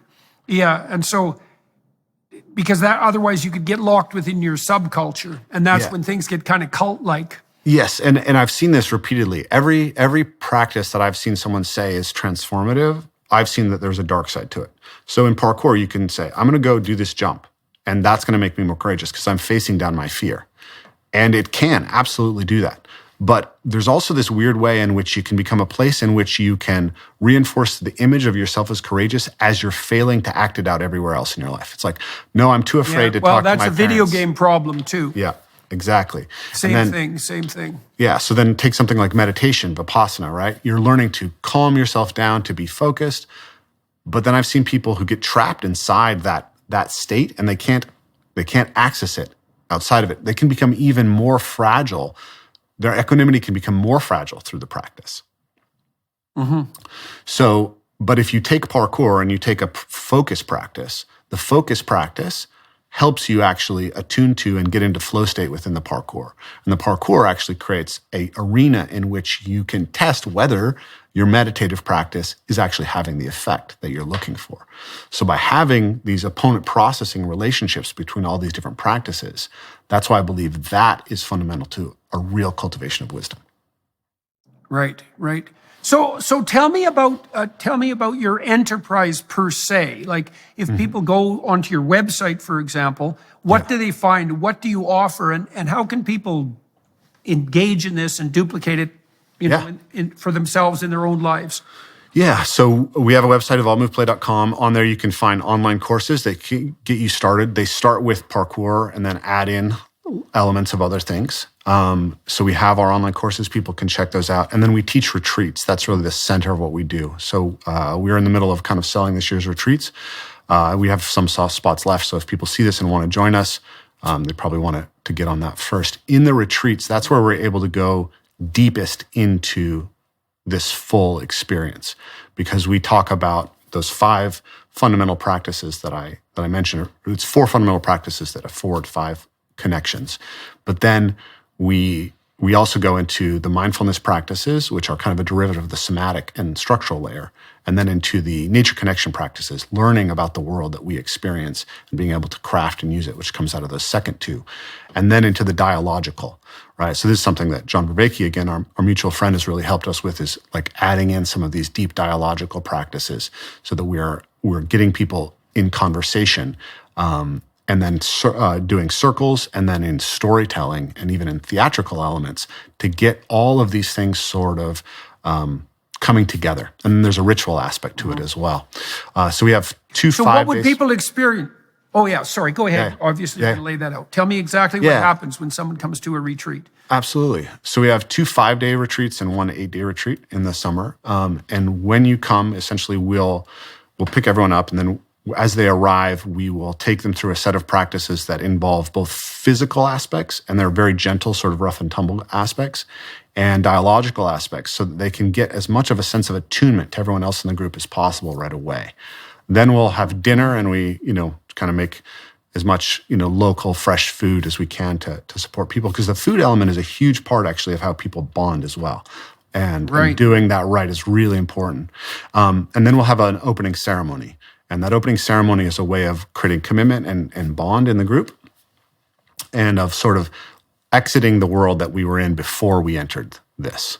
So actually, use a piece of this. So I had a bunch of really intense stuff going on with business and some political stuff in my community that was taking my attention when I got the news that you and I were going to have a conversation today. And so I was like, I need to let go of all of that so that I can show up best for this conversation with Jordan. So I went down to there's a cliff with a beautiful pool of water underneath it. It's about 15 minutes from my house walk. So I walked down there, and I did a little mantra saying, I'm going to let all that go. When I hit the water, I'm washing all that away, and I'm going to be focused on this one thing that's central for me right now. And so I did a mantra for 5 minutes, and I did some qigong practice standing on the top of this cliff. And then I jumped into the water, and I came out, and sure enough, I was so much more ready to be focused once I exited the water. So we'll do a similar type of process with someone when they arrive for this retreat. And then over the course of the retreat, we'll take them to a bunch of beautiful spaces. So there are spaces where we, as I mentioned, jump into water from cliffs. There's actually a tunnel through a waterfall that we have access to and can take people through. And that's a really intense rebirth experience. To actually climb up through this tunnel where water is pouring down on your head is extraordinary. And then there's driftwood on the beach that we teach parkour in, and there's sandy beach that we wrestle and do all the roughhousing practices. And we even play some team sport type games going up this hill of sand, and it's very nice because it's safe because of the sand. And then we have these beautiful trees that we move through.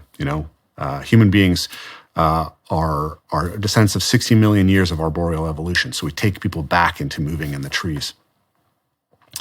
And we take people up to alpine lakes and swim in the alpine lakes. We take people to natural water slides. And every day we're sort of weaving together the basic fundamental structural practices with learning how to move effectively through the environment, with learning how to move effectively with other people, and with playing games with balls and sticks and ropes. And then we also take them into those mindfulness practices, the dialogical practices, and learning the language of the birds that we experience around us, learning tracking, learning wild edibles. So they're more deeply connecting and mapping out the connection between the human being and the natural world. So I could go on and on. But, how long have you been doing that? This is the 11th year that we've been offering these retreats. Oh, yeah. And so how many people have you offered the retreats to about now? I'm not sure. So the first few years, we just did 1 retreat a year, and we take approximately 20 students per retreat. And then the last few years, we've been offering 3 retreats a year. So maybe 300 people, something like that. Uh-huh. And so what do people report? What's their experience? And do you have any sense of what the longer term impact is in their life? Yeah.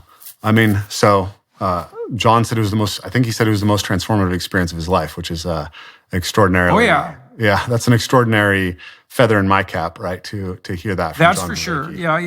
Yeah. Definitely. Yeah. And so why did he feel that?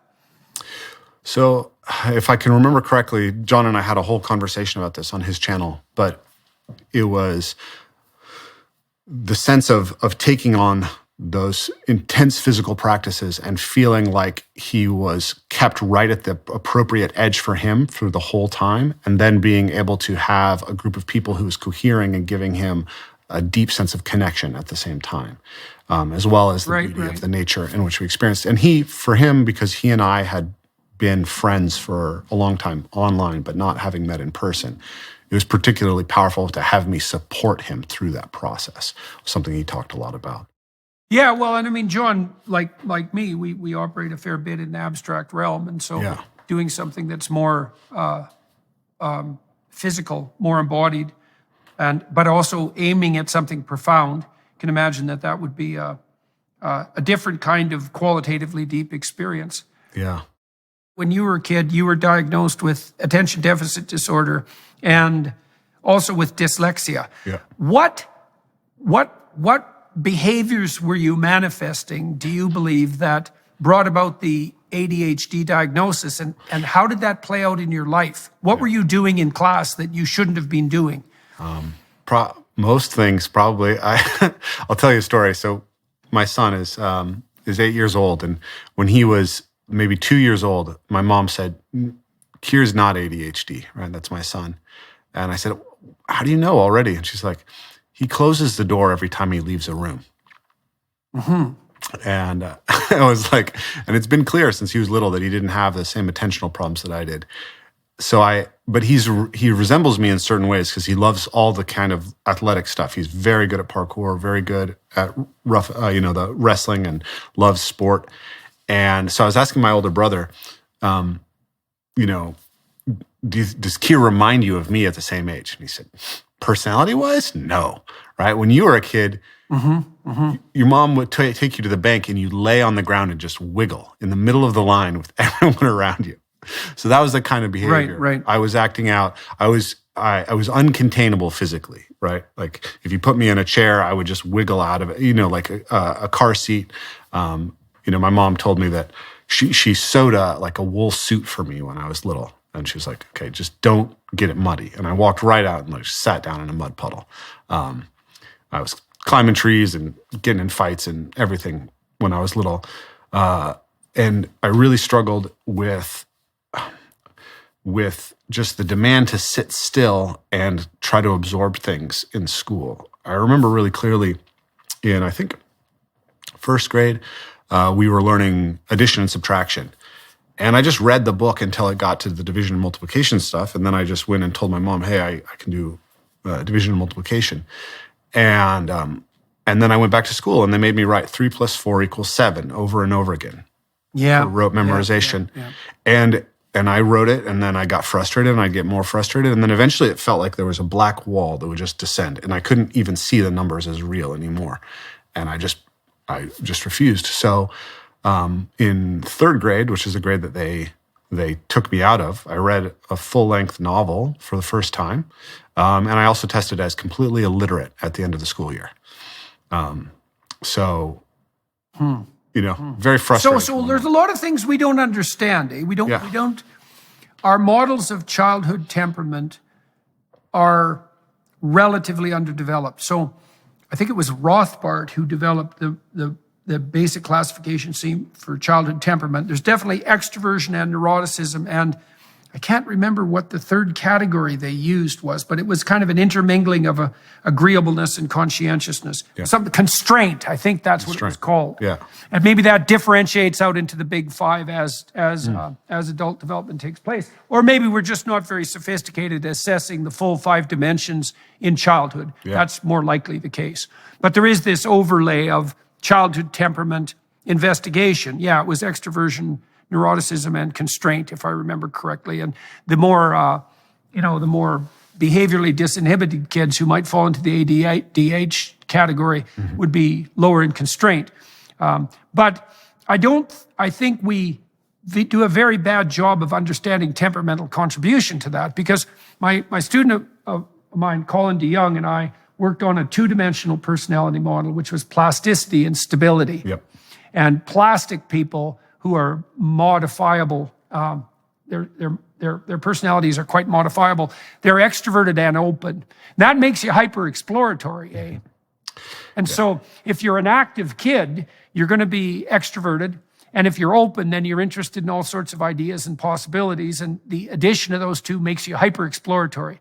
Yeah. And then if you're lower in agreeableness, lower in conscientiousness, then there's less constraint on that. And my suspicion is very strong that most of what we diagnose as ADHD is just temperamental variation.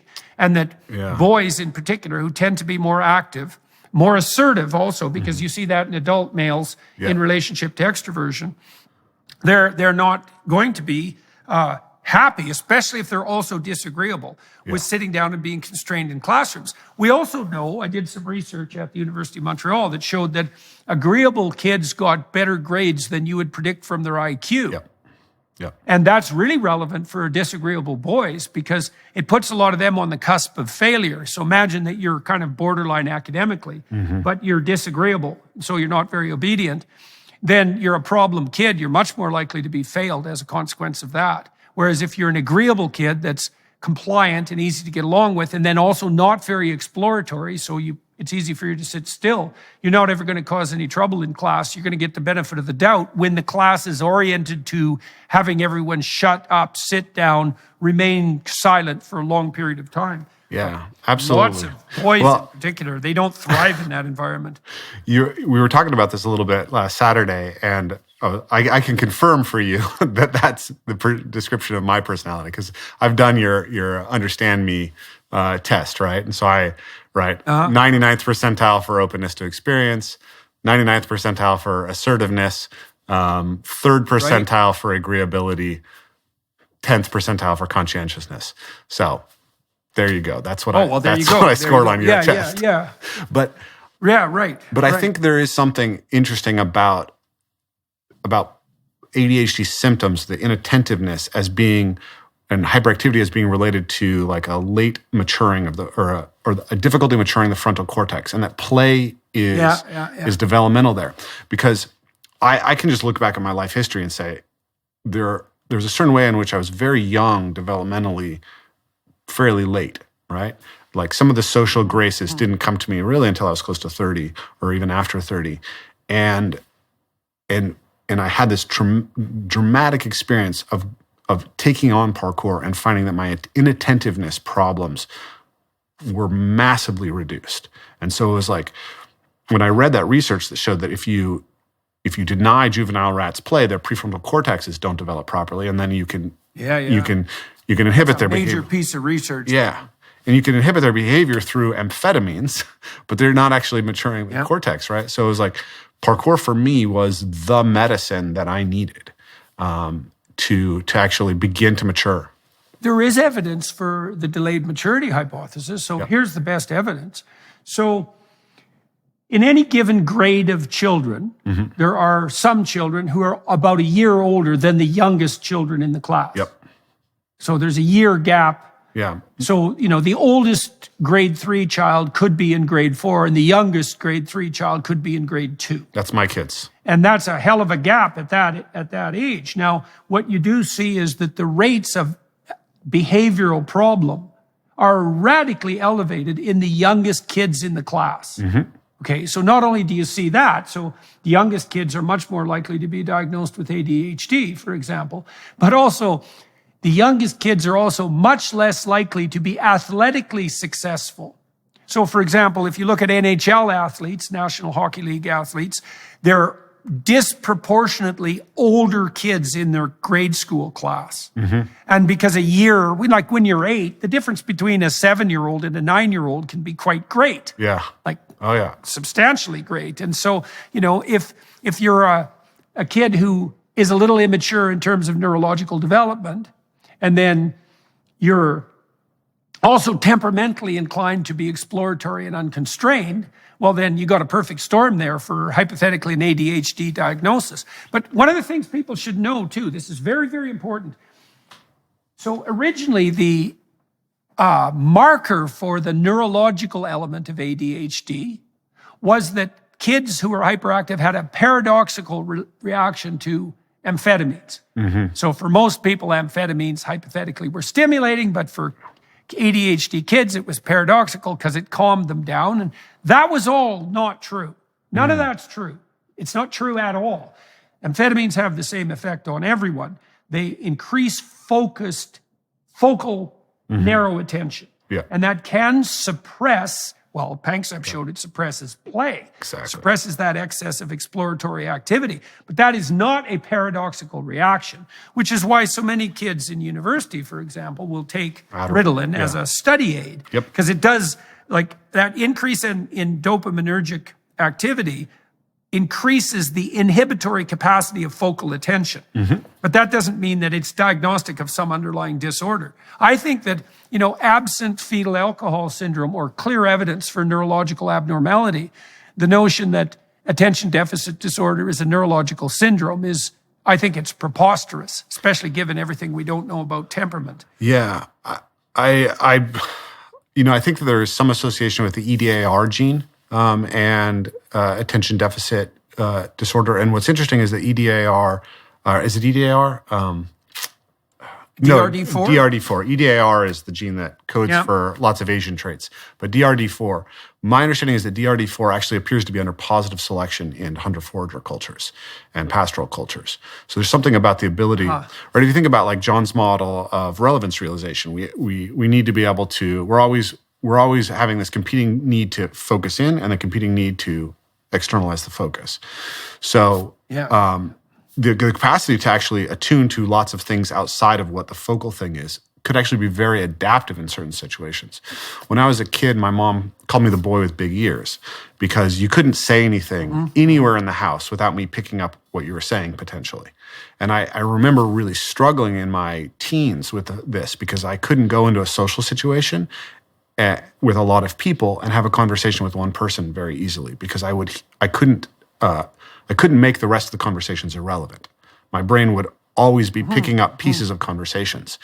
And so I was constantly sort of getting things that were inappropriate for a kid in some sense from adult conversations because they would think that they were safe from my attention in some sense, but my attention was always defraying everywhere. And it would pick up stuff. But if you think about a hunter-forager situation, that is potentially really useful in picking up where an animal is in the environment. So even dyslexia seems to also be related to the ability to pick up certain types of patterns in the environment more effectively. So you struggle with the patterns of things on paper, but something like mushrooms on a forest floor may pop out more clearly to you. Yeah, well, the dyslexia, most kids show signs of dyslexia when they first start to recognize letters because the most common confusion in perception is P's, Q's, B's, and D's. And they only differ by orientation. And what happens is that you need massed practice to build the neurological circuitry that allows for the discrimination. And my guess is that some people need a lot more massed practice than others. Like I have the kind of mind, ever since I was a kid, if I look at a word once, I know how to spell it for the rest of my life. Yeah. And that was there right from the time I was tiny. Yeah. But I know my friend of mine, who's an unbelievable genius, was quite dyslexic, and he still has some trouble with P's and Q's and D's. And obviously there's a threshold there for automatization. And some people automatize perceptions very, very rapidly, say semantically, and other people need mass practice. But and how that's tied in with attention deficit disorder, that's a real tough one. Now, you said, when we were talking on YouTube, you said that when you were very young, your father and you interacted a lot. Eh? And what do you remember about that? Yeah, it's interesting. My earliest memory is, I think I was about 2 years old, and I was sitting on top of some stairs on our property that allowed us to look up at the sunrise coming up over the hill, and we were eating watermelon together. And I had a really warm sense of my dad at that age. And he particularly was really great at doing rough and tumble play. He was, my dad was a all-state wrestler and collegiate football player. He played linebacker in college. So he's very physically strong and capable and very confident. So when we were little, he used to just like hold us overhead and run with us. So like playing the airplane game with the babies is a Kelley tradition. That's insanely exciting. Imagine being hoisted into the air by someone 18 feet tall and run down the field. Yeah. So he did that kind of stuff with us all the time when I was little.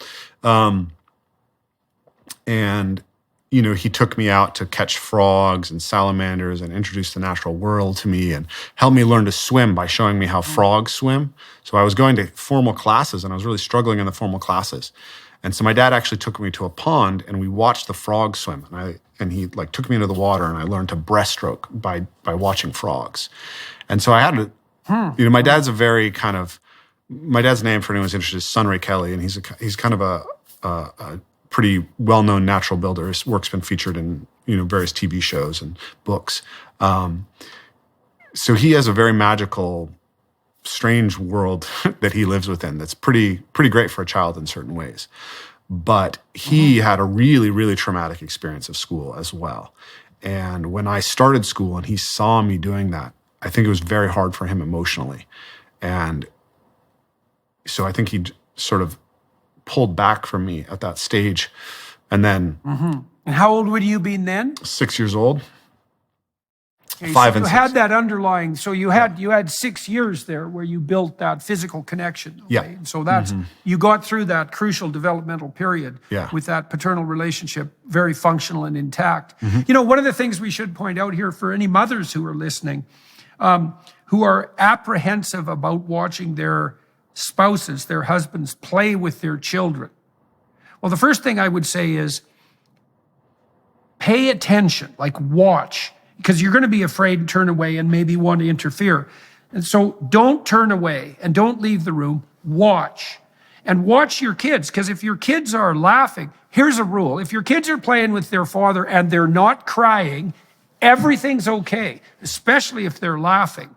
But, they don't have to be laughing all the time. They can even be looking afraid. As long as they're not crying, the frame is intact and you don't have to worry. And, even if there are tears upon occasion, as long as they're not screams of agony and outrage, a little bit of tears is also not indicative that something terrible has happened, because when you're playing, there's going to be mishaps from time to time, and the kid has to learn to deal with the mishaps too.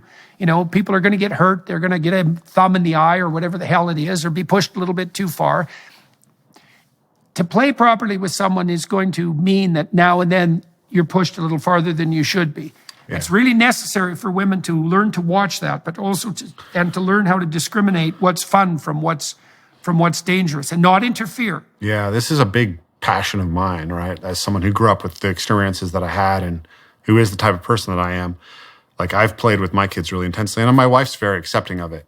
And it's been very interesting to watch how the kids, you talk about the idea that the male role is to encourage the child more, and the female role is to nurture the child more. And what's really interesting to me is how the kids self-select that, right? Like if they are when they need nurturance, they will come to me if their mother's unavailable, and I will nurture them and I will do what they need. But if she's available and they're hurt and they're crying or whatever, they don't want me to do anything. She's their first choice. They want mom. Yep. It's like my job is just to take them to mom if necessary, right? But on the flip side, when they're excited and they want to play, they want me, right? They want me to be that facilitator of this intense, encouraging play. And it's tragic to me because I feel like somehow in our culture, the value of that masculine role of providing the encouragement of the child, it's really been missed. And I see all the time this kind of dysfunctional hyper-feminization of the way that we treat children. When I go to the park, I was at the park the other day and you were talking about, the kids doing the little competitive thing. So my daughter's there, my 5-year-old, and there's this other 5-year-old boy. And so she's showing him things that she can do on the monkey bars. And he's showing her stuff. And they're like, well, I can do more than you. I can do more than you. My dad can do more than you. My dad can do more than you, right? And she ends up, she's trying to do the monkey bars. She just learned to do the monkey bars. And she ends up hanging from one hand and just like spinning around her hand for a long time because she can't make the next grab. And then the little boy gets up and he tries to just repeat what she did.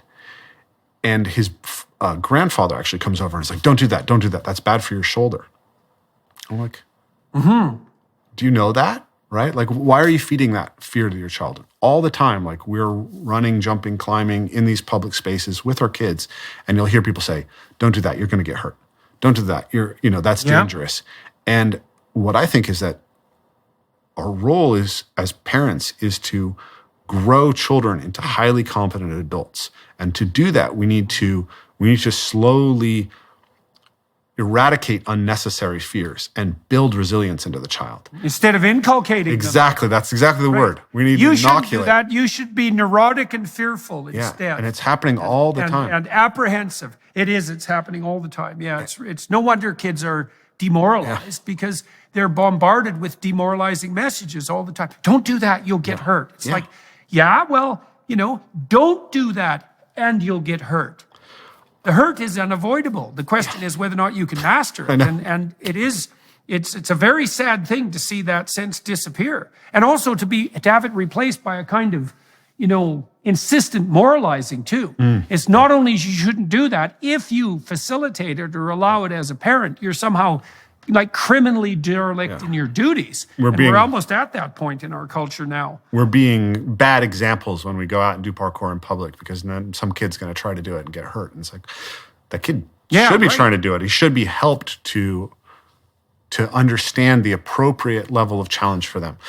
Like when my kids try to do something that I'm afraid of, I try not to say, don't do that, or just be careful. What I try to say is, how can I help you do that? Right? Or exactly. How can we set this up? Like my son taught himself to do a backflip the other day, and he was just going to, he's learned it on a trampoline and decided he was ready to do it on the ground. And I was like, okay, do you want me to spot you? He's like, no. I was like, do you want me to give you some drills to prepare? No. And then he was going to do it up onto a mat that was like 8 inches high. And so I was thinking, like, getting all the way around and getting onto this mat, that's not going to work. So I was like, at least let me just put this block there for you so that it's level with the mat.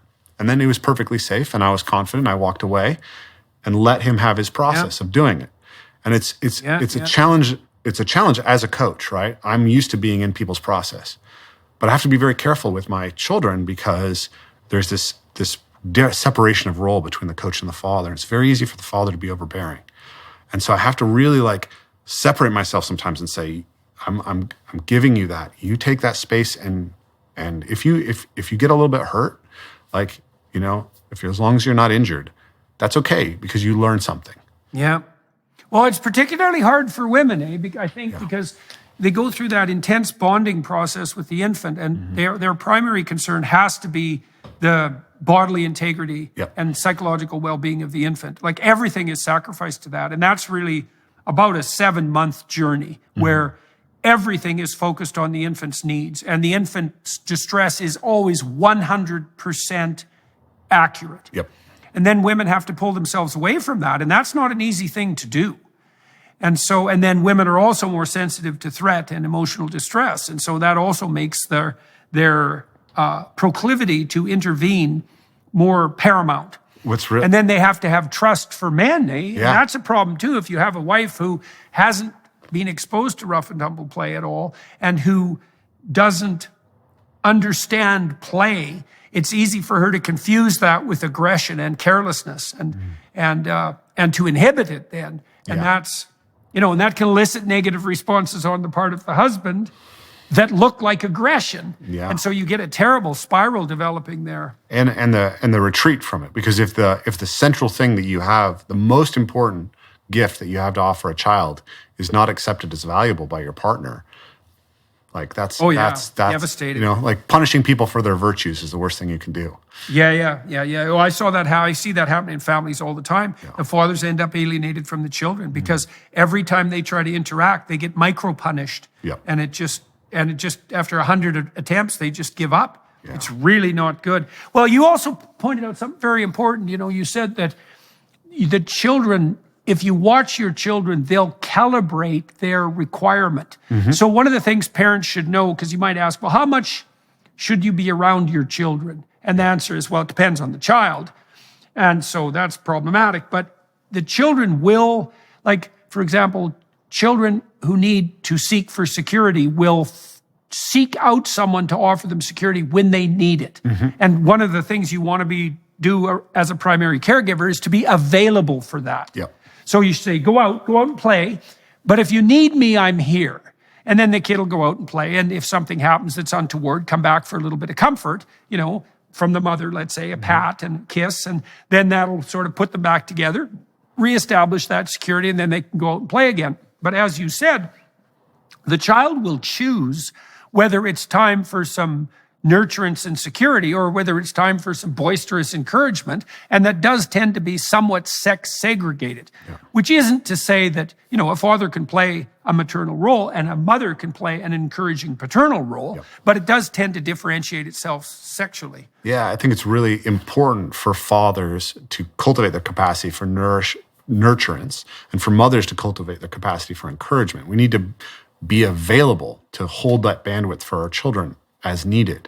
But we also have to recognize that we have unique strengths, right? It's like, there's just things that, like, my kids, well, they're getting well-trained enough as martial artists that I can't really do this anymore. But I used to just have an open rule. If they wanted to come up and punch somebody, they could just come and punch me and it was fine, right? And like, my kids can belt and I'm very proud of it. Well, and even that, even that's something that's frowned on. Like, I taught both my kids to punch when they were very little. And I taught them how to use their whole body to really, to really give me a good whack. And of course, they really liked that. And but the knee-jerk response to that is, well, your children should never have to resort to violence. It's like, well, first of all, if they can resort to violence, they're much less likely to have to. And because they're not intimidated when the local bully decides to determine if they're a target for harassment, because they knew perfectly well that they had something at their disposal that was likely to be effective. They also really enjoyed learning to punch. And I would say that was even more true of my daughter than it was of my son. He was interested in it and into it, but my daughter was really into it, and she actually got pretty good at it. And that ability to throw a punch and to take a punch, that's pretty necessary if you're, engaged in anything that's agonistic, and that's obviously going to happen to you when you're a kid because the bullies are going to come and test you out. Yeah, I mean, I think it's my friend Rory Miller, who's a great self-defense thinker. He says, you don't get to choose the bad things that happen to you, right? You say you should never have to resort to violence, but violence can occur in your life. It's occurred in my life, right? I've been hit by caretakers when I was little, people who were supposed to be, taking care of me when my parents weren't there and happened to not be the best people. And then I grew up and I was a bouncer for 3 years and been attacked on basketball courts and stuff like that. It's like being able to handle myself is great. It also decreases the risk that something really terrible will go wrong, because if you are capable of defending yourself, you can calibrate your response. Precisely. It's when people have no idea how to respond to aggression that really terrible things start to happen. Yeah, that's the bite inhibition talk about with the dogs that we talked about earlier. Right. It's the same thing, right? Like, if you this is a big problem with the police right now. We don't have well-trained, physically adept police who actually have highly calibrated, high competency and lower force levels. So when they meet somebody who's actually physically dangerous, the only option they have is their weapon, because they don't have any lower level options at their disposal. We need to actually build people. And it's the same thing in your life, right? Like, I've like I said, have you offered your move play? Have you offered your retreats to police forces? I haven't. I just recently got interviewed by someone who works with the police, and I've spoken to a couple of local police departments about these ideas. But I would love to work with law enforcement. Yeah, man, that sounds like a really good idea. That sounds like a really good idea to bring that calibration in. Well, especially for police. Yes. Yeah. We need to calibrate people to the physicality, and I'll tell you a story because I think there's a fascinating example of like the way that kids self-organize for these things. I saw a video many years ago of a I think it was a Turkish man and his son, and the son was sitting in the man's lap, and he was slapping him in the face. And then the father was slapping the little boy in the face. And it was getting harder and harder. They were exchanging harder and harder slaps. And I felt really uncomfortable watching this. But the kid was giggling and giggling and giggling. And I didn't know how to interpret it at the time. But then when my niece was 7 years old, she was sitting in my lap and she just slapped me out of nowhere. And I remember really clearly this moment in my mind thinking, I'm going to slap her, and that's okay because I don't feel angry. And so I gave her a little slap. I gave her a little slap, and I was very careful that I hit her slightly less hard than she hit me. And she looked at me like, She was just like, Right. wow, what just happened? And then she slapped me again. And then I slapped her again. Yeah. And then we did this game. Yeah. And then for a few months, when she saw me, she would initiate this game with me. And then it was over. She doesn't even remember it. But that was very interesting. So then when my oldest daughter was about 18 months, she slapped me. Maybe it was a year or 2 years, somewhere around there. She slapped me. And I did the same thing with her. I was very careful to calibrate the force so that it was less than what she did. But when she hit me harder, she got hit a little bit harder. And so she would do that with me. And then she never hit anyone. Well, you know what you're doing there? Well, you think, okay, so you might say, well, you never have to resort to violence. It's like, okay, fine. In a utopian world, perhaps, possibly that might be true, although it isn't. But in any case, so you might say then, well, what does a slap mean? Yep. And what a slap means is this, right? There's no explanation outside of the embodiment. And so if a child slaps you, well, partly it's exploratory behavior. Yep. I mean, what does this mean? And what it means is the response. And well, it means this, whack. Oh, that's what it's like to be slapped. Okay, well, that's interesting. It's like, what's the acceptable limits to that? Well, you do that by that playful calibration. You know, and that can get pretty harsh. And it should get pretty harsh because it should take you to the edge of pain, right? Because that's where you have to see where, well, it's like teasing. I had a rule in my house, which was, you know, you stay on the funny side of the joke because, and you can push it right to the edge because that's where it's really funny. But past that, it's no longer funny. Are you funny or annoying? And there's a fine line, man. And it's the same thing you're doing when you're calibrating slaps. It's like, what exactly does this mean? You have to play that out. You have to play that at an embodied level to understand it. So it was such a fascinating experience to do that with her and to see that. And then like kids explore, they fight with each other when they're little, right? They try to establish, you know, dominance or whatever. She never had a problem. She never had a physical conflict with another kid in school. And I was like, I don't know for sure. Obviously it's speculative, but I had this sense that like she got to explore these things at home. So she didn't have the same curiosity. She didn't have the same lack of recognition of what that context meant. And then interestingly, my son did the same thing, but it was different because he hit me so much harder than she hit. And he wanted to play it way more intensely. And it was very interesting because she would slap and then slap a little bit harder and then a little bit harder. She was really like kind of grading up. But he would get excited and then he would rear back and slap me really hard. And then he would cringe. He would know that he'd gone over the line and he'd be like, oh, you know, and he's just a small little kid, right? And I would look at him like, are we playing? Are you accepting that you've upped the ante and now you're going to accept it? And he'd look at me and he would relax and say, okay, no, I accept what I created. And I would, again, always stay below his force threshold. But then he got to sense that if you push, you'll get pushed back, right? And if you play with the right partner. Well, and also you know how big the push is, right? Because you said he took bigger leaps. Like he wouldn't know what the scale of the leap is without playing with it. You know, you can do that with dogs too if they're reasonably well trained. You know, well, a good way to initiate a game with a dog is to give it a whack. What the dog will do is bite generally in proportion to the force of the slap. And dogs find that extremely exciting, you know, and so it's a very quick way of getting a dog to play. A stupid dog can't do it because it'll scare it or it'll startle it or it'll bite or it'll whine or something or it'll pee, you know, it'll do something completely inappropriate. A poorly socialized dog. Halfway. Yeah, exactly. And it can't calibrate its responses. But here's the problem, Jordan. We're a society of poorly socialized dogs. Yes, this is definitely true. It's definitely true. Well, I see that. I see when I'm walking down the street, you know, I see kids, because I watch kids all the time, and I can just see kids lumbering down the street who haven't been played with. And I can tell because their movements are low resolution. They're blocky. They're inarticulate even in their physical movement. Right? There's nothing graceful about them. And those are kids too. Like you'll see a kid like that sort of standing like this in the corner, you know, and you walk by and he doesn't even look at you because he doesn't know how to initiate attention. You go up to a kid like that and poke him and he'll do this. Like it's like a 6-month-old response, eh? Yep. He'll do this. And then you poke him again, he'll do this. And if you take a kid like that and poke him a dozen times, he'll look at you, right? And then kind of wondering.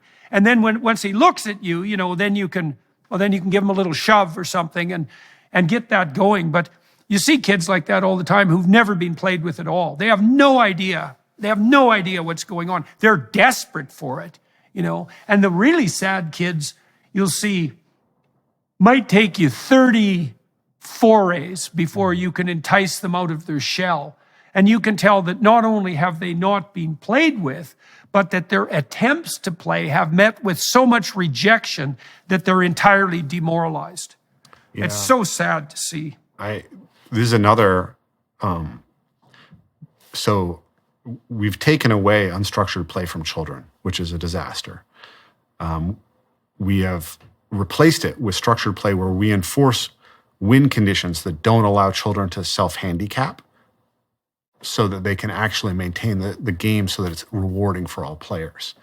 So we are punishing out the play drive in every way that we can as a society. So when you go to school and like you're a highly active, high movement kid like me, they're slapping you down as much as possible to try to instinctify that drive. But then what's really sad is then you take a kid like me maybe and you put him in soccer and he's having a great time with soccer because he gets to run and be physical. Maybe he's one of the more talented kids and he has success. But then maybe you send him to select soccer. And now maybe he's at the bottom of the pool of select soccer. And now he's riding the bench. Now he's not getting enough exposure. Now he's not getting that 30% success rate that creates that repeated bond.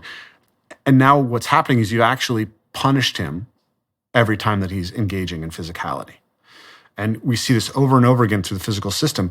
We're putting kids where we're taking away their self-organized capacity to create a game that's self-sustaining, an infinite type of game, and we're sticking them in adult-imposed finite games that actually will inherently punish some percentage of them. Well, what percentage of elementary schools don't have recess now? It's a tremendous number. A lot of that's insurance concerns. Yeah, I know. The insurance liability industry. Concerns. Well, we don't really need recess. It's like I see. So the kids had a little bit of chance to play, and now you've made that verboten. Yeah. It's like it's beyond appalling. So we should let me let you wrap up because we're running out of time on the Daily Wire segment. Is there anything else we should talk about? Sorry, I was just about to initiate a chat that I think is probably way too deep to get into about how we're simplifying people's behavior to make them more predictable. But let's save that for another time.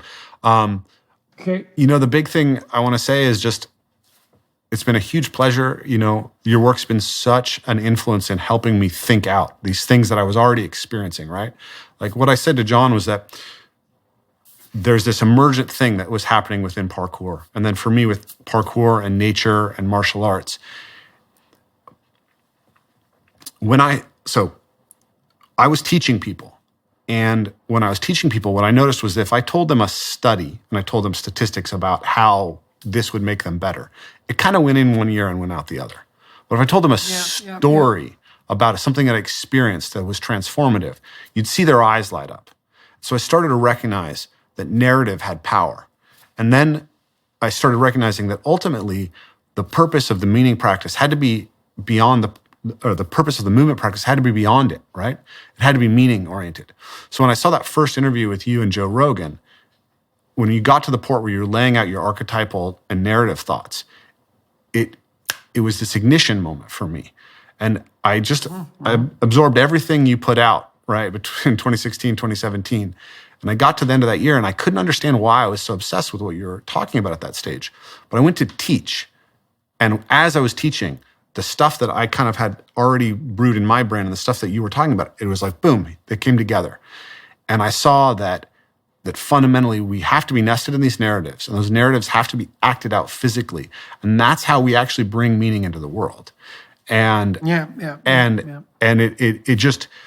feels like the physical practice, and it's not me alone. There's other people who are evolving in very similar directions. The physical practices and how they can impact us at these higher dimensions of ourself. They're emerging. They're emerging in a way that is reflective of the body of theory that guys like yourself and John have offered. And to be able to bring that together and offer it to people is just a huge pleasure. And to have this conversation with you. Oh, yeah. It's really, that's it. If people want to experience, it's so cool to see this coming from the bottom up. Eh? Yeah. It's to see this the being laid out at the level of embodiment. It's so cool to see these higher order abstract moral conceptions make themselves manifest at the lowest physiological level upward. It's a great thing to see. Yeah. That's the material world reaching up to the sky. It is. That's really what it is. Archetypally speaking. Yeah, it's so cool to see. It's lovely. So it was a pleasure talking to you. Yeah, absolutely. Hopefully we'll get a chance to meet at one of these conferences that seem to be springing up. And for everybody who's watching and listening, you can go check out Rafe's site. That's evolveplaymove.com. Evolvemoveplay.com. Especially if you're a young... evolvemoveplay.com, especially if you're a young parent or you're dealing with young kids, and you can find a community of play practitioners, and maybe you can start thinking too about how you could integrate the spirit of play into your own life, because man, that's something you certainly want to do. It's the highest form of action. It's the real sign of mastery to do something difficult with the spirit of play. It's a sign of the highest level of neurological integration, as far as I can tell. It's certainly the antidote to tyranny and probably to slavery. So anyways, it was a pleasure talking to you today. Absolutely. Thank you to everyone watching and listening on the Daily Wire Plus platform, to the film crew here in Saskatoon. And we'll continue the conversation at some point in the future. Maybe we can have a chat at some point with Jonathan Pajot and John Vervaeke. That'd be fun. That'd be amazing. Yeah, that'd be good. Let's do that. Thank you, John. Or Jordan. Jeez. Good to see you, man. Likewise. And a pleasure meeting you. Yeah. Bye-bye. Yep. Ciao, everyone. Bye-bye.